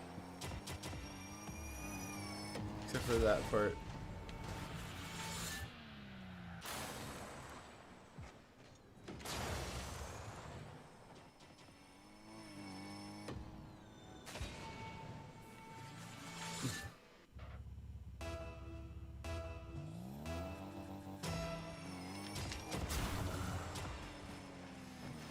Oh, that was sick. I'm saving this game and I'm gonna make a whole like heat seeker highlight reel just from this game and see if anyone notices.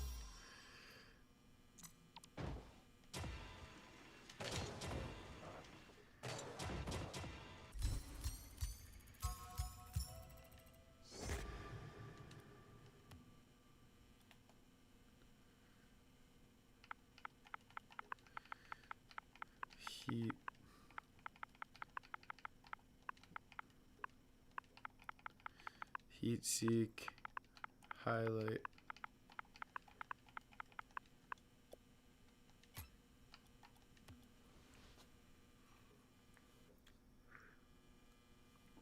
It's the heat seeker highlight reel.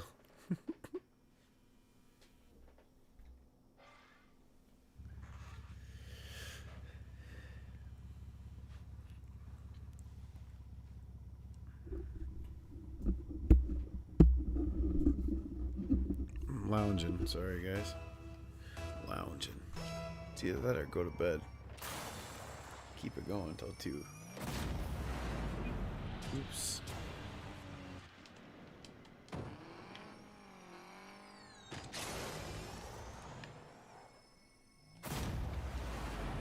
We'll make up for it.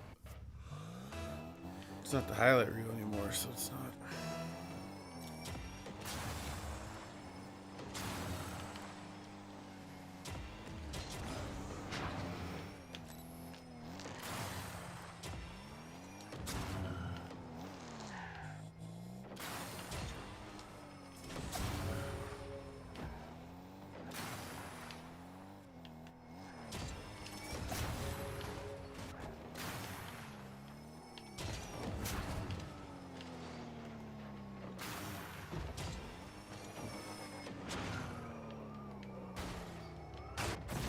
What? How?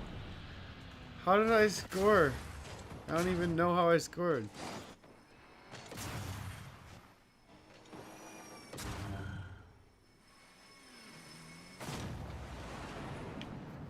I do know you can't sit in the goal like that guy did.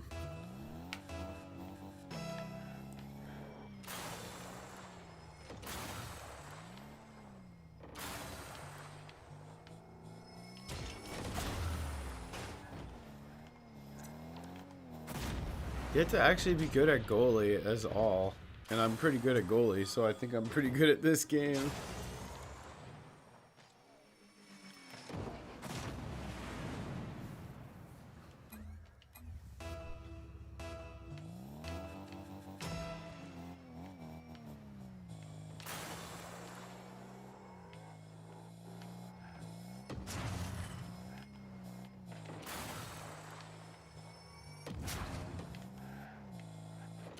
These guys are like, what is this stupid game?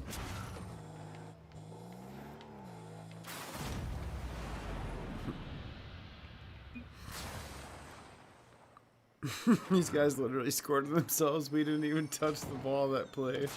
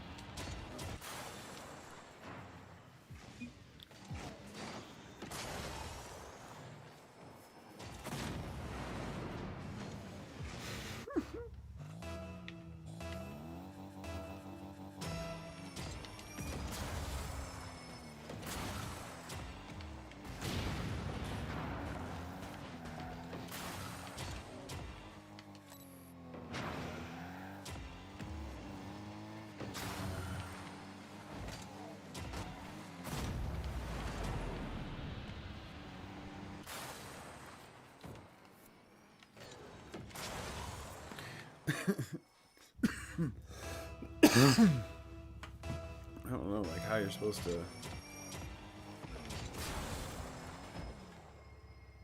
Yager!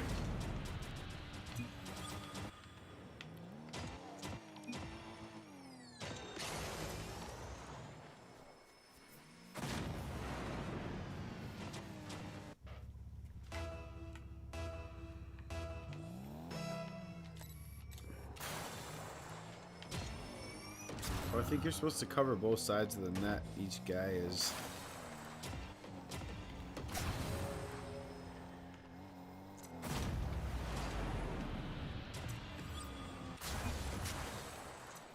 Perfect pass to me.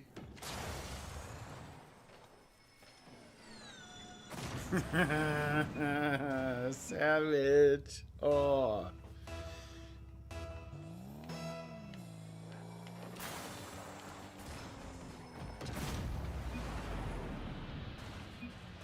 Then I trip over the fucking post.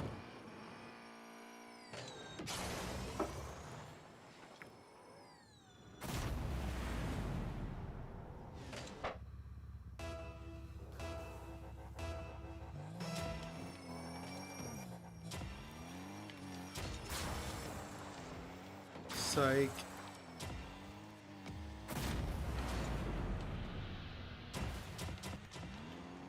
Bells. That'll work.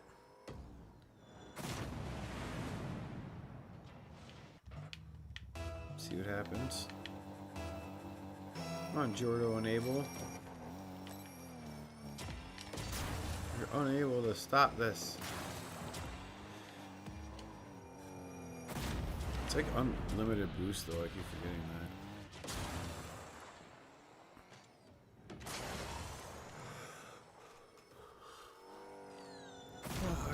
Fart.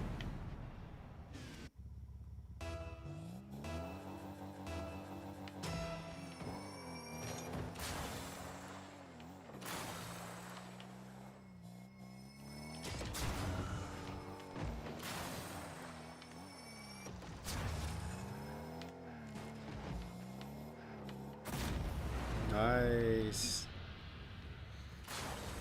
Hello, Amanda. How are you?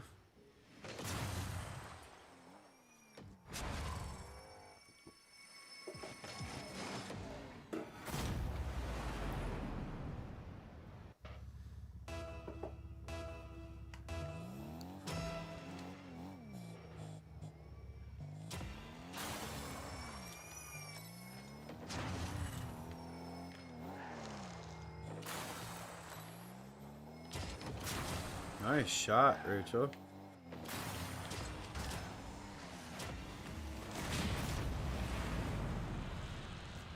That was dumb of me to like come out of there.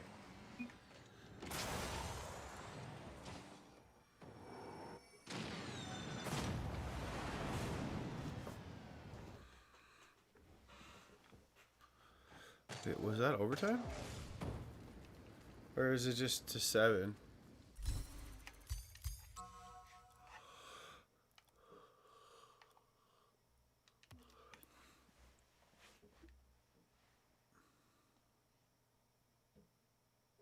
Everyone's got really good ping.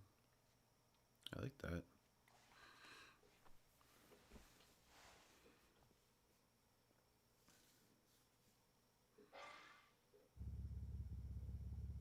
Yeah, it must be a 7.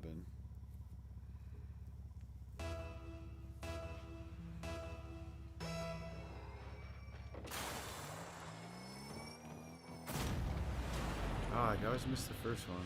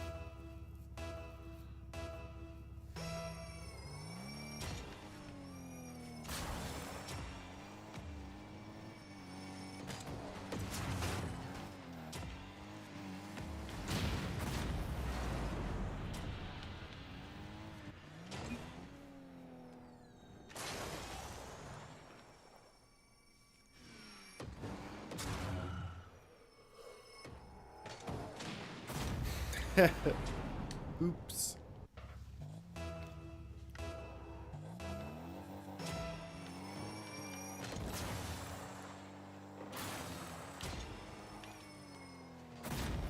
Dumb. I should just sit in the goal.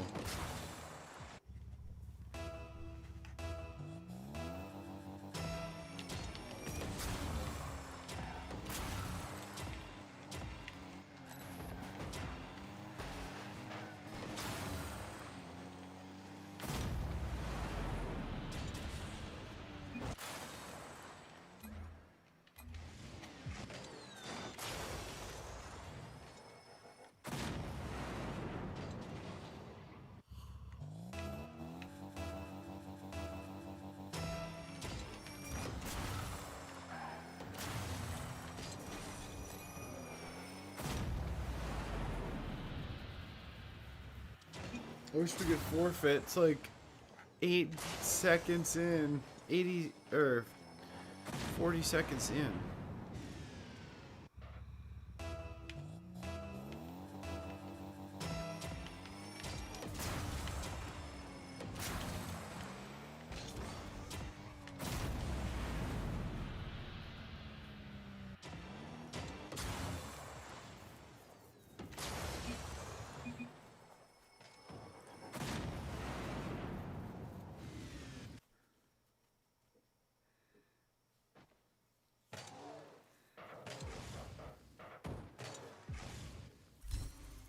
Yeah, that's nice.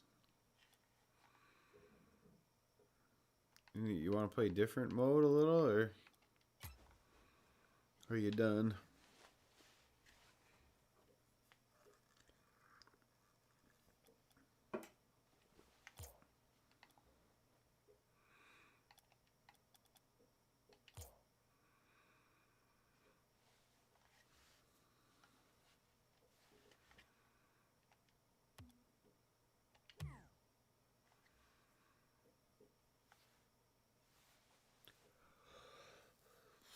Could play 3s or 2s.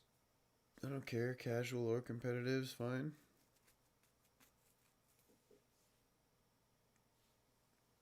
Or we could play Snow Day if like you're feeling like that, or hoops.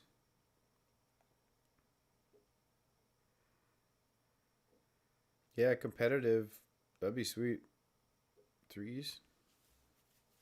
Then we can get me up to gold and you up to silver.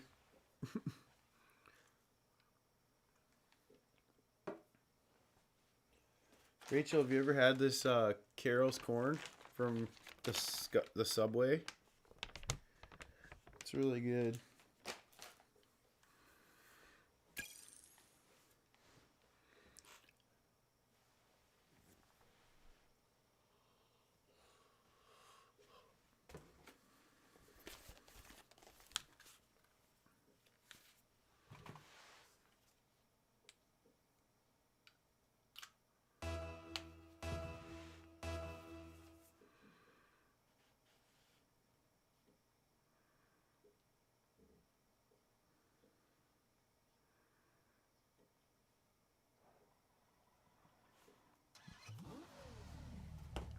Yeah, it's good. It's from Rochester, though.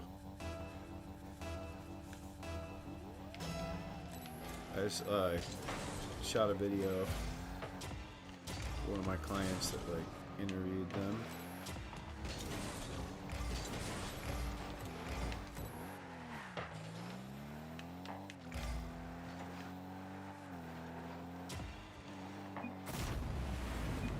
Wow, Rachel tearing it up. It's a really good caramel corn, though. Caramel, cheese, and regular corn.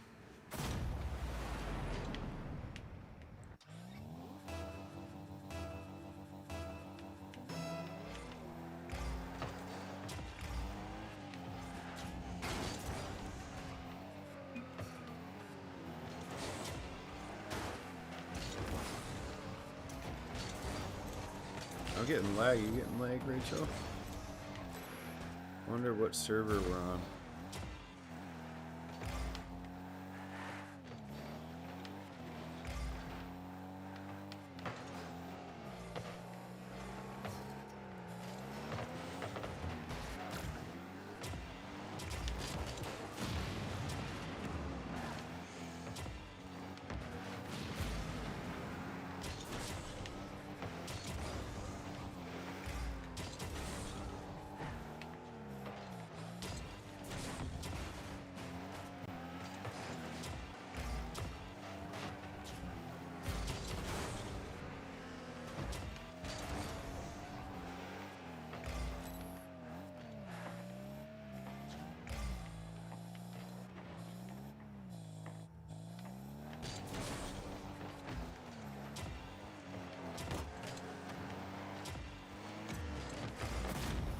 Ooh. You got this. You're lagging too? Maybe next time we should try different server.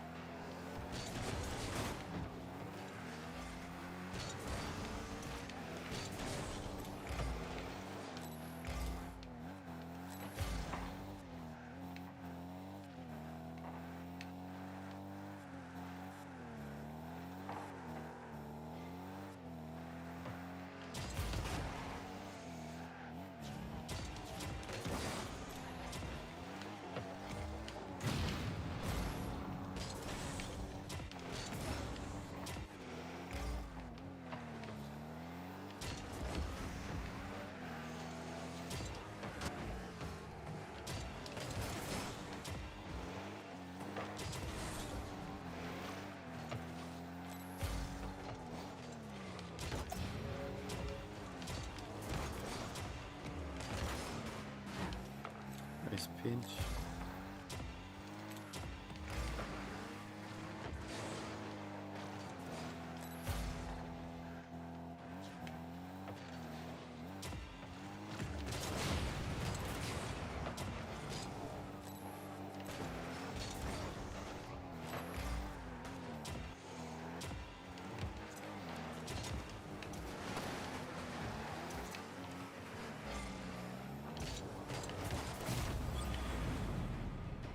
Yeah. What's up? Chill stream.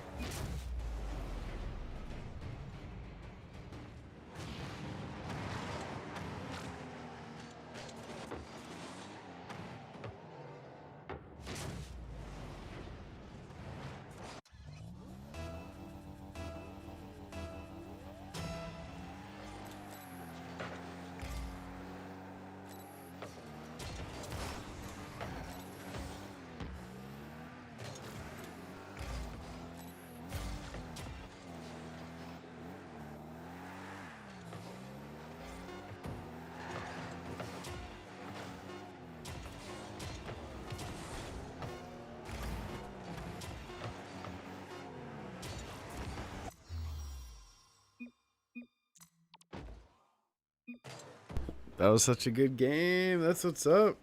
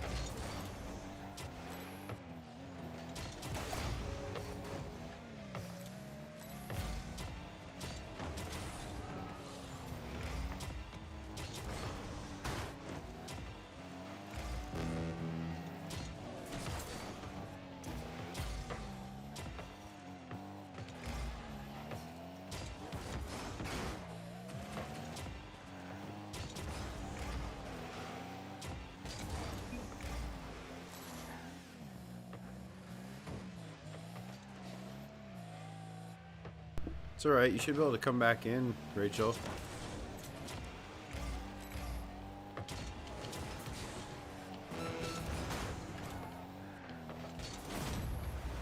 We're about to win. If you can get back in, you'll get the win. I think if you just go back into it.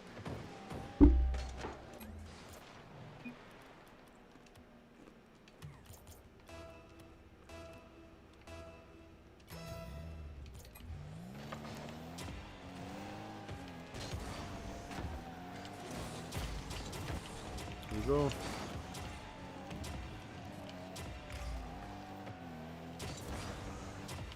$15 seconds if you can get in.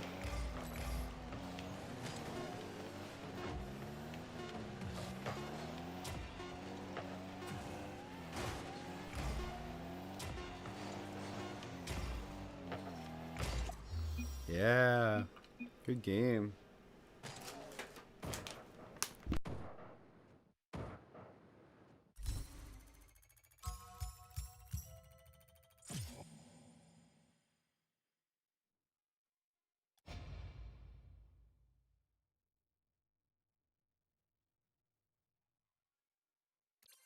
Oh well.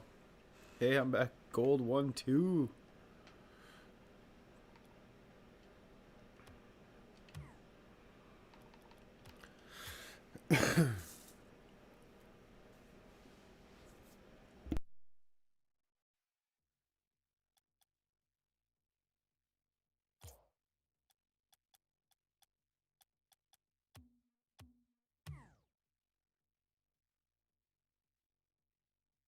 Sure. Get him in there.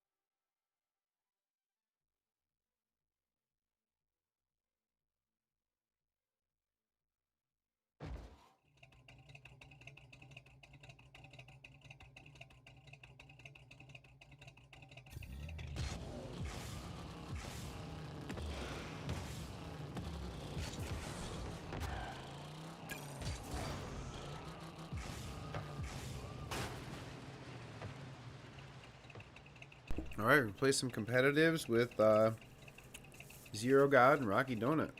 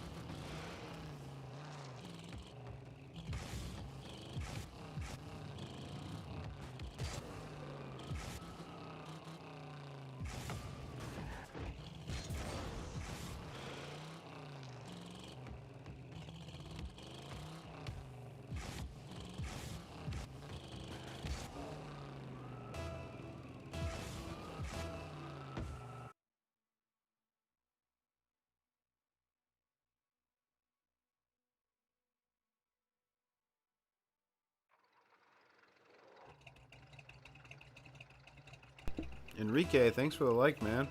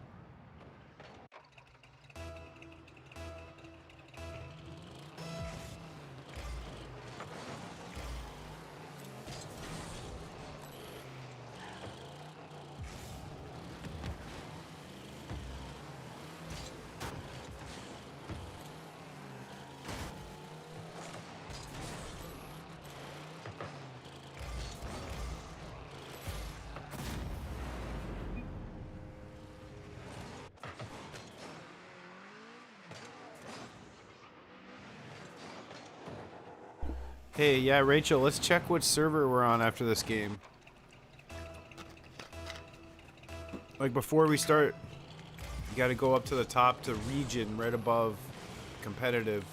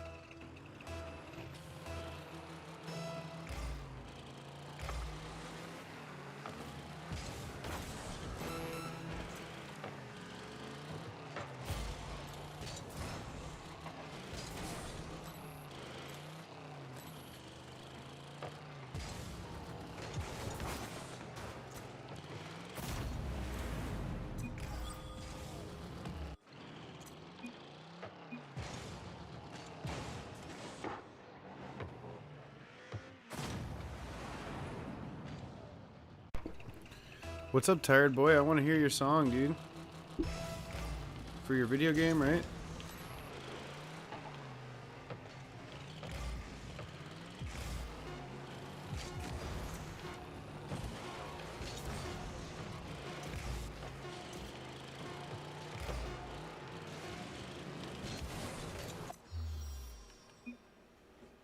Wow, good game, guys.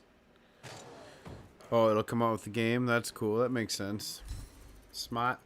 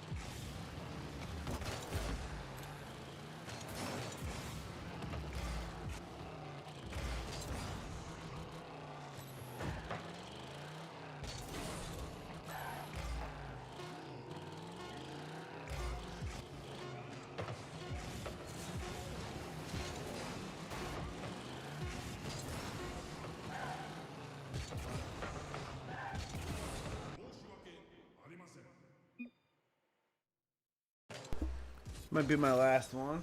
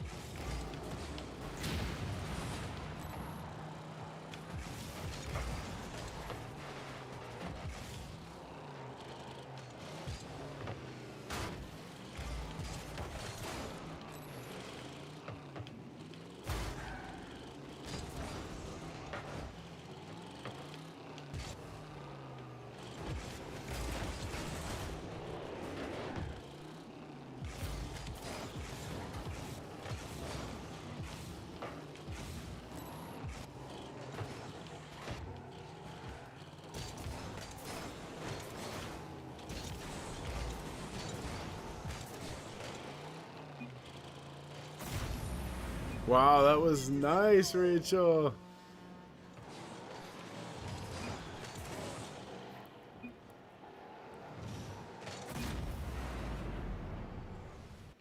Gotta save that clip.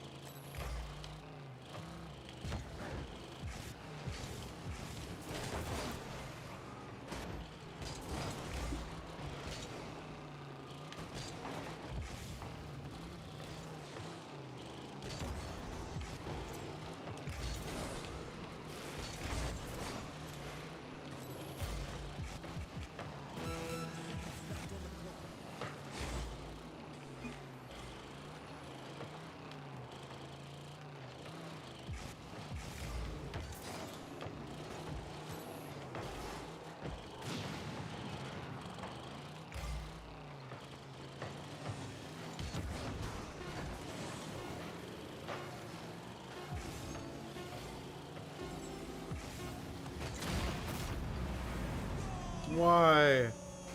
How did that happen? Oh, I should have pushed way back. Oh, that guy shot it in. I see. I was like, I was going to be right on the other side of that ball. But I hit the guy, demoed him.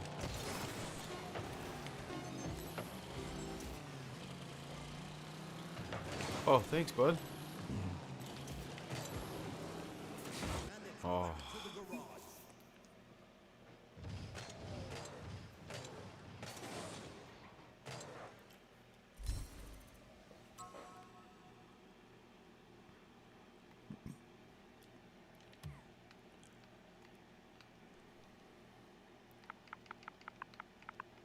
Server, Rachel. You gotta turn it to a different server.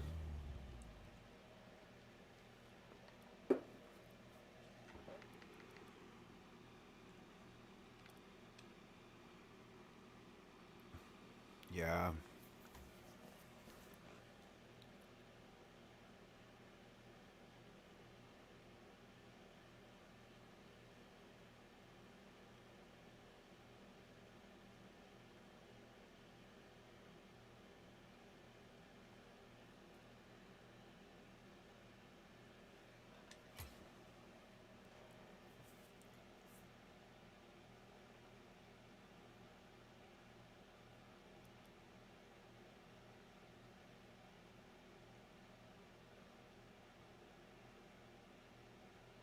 Alright, well, we hit the nail on the head with 10. Yeah, thanks, Rachel. I'm done too. I was just gonna say. We hit the nail on the head with 2 o'clock. I started an hour early, but started at 9.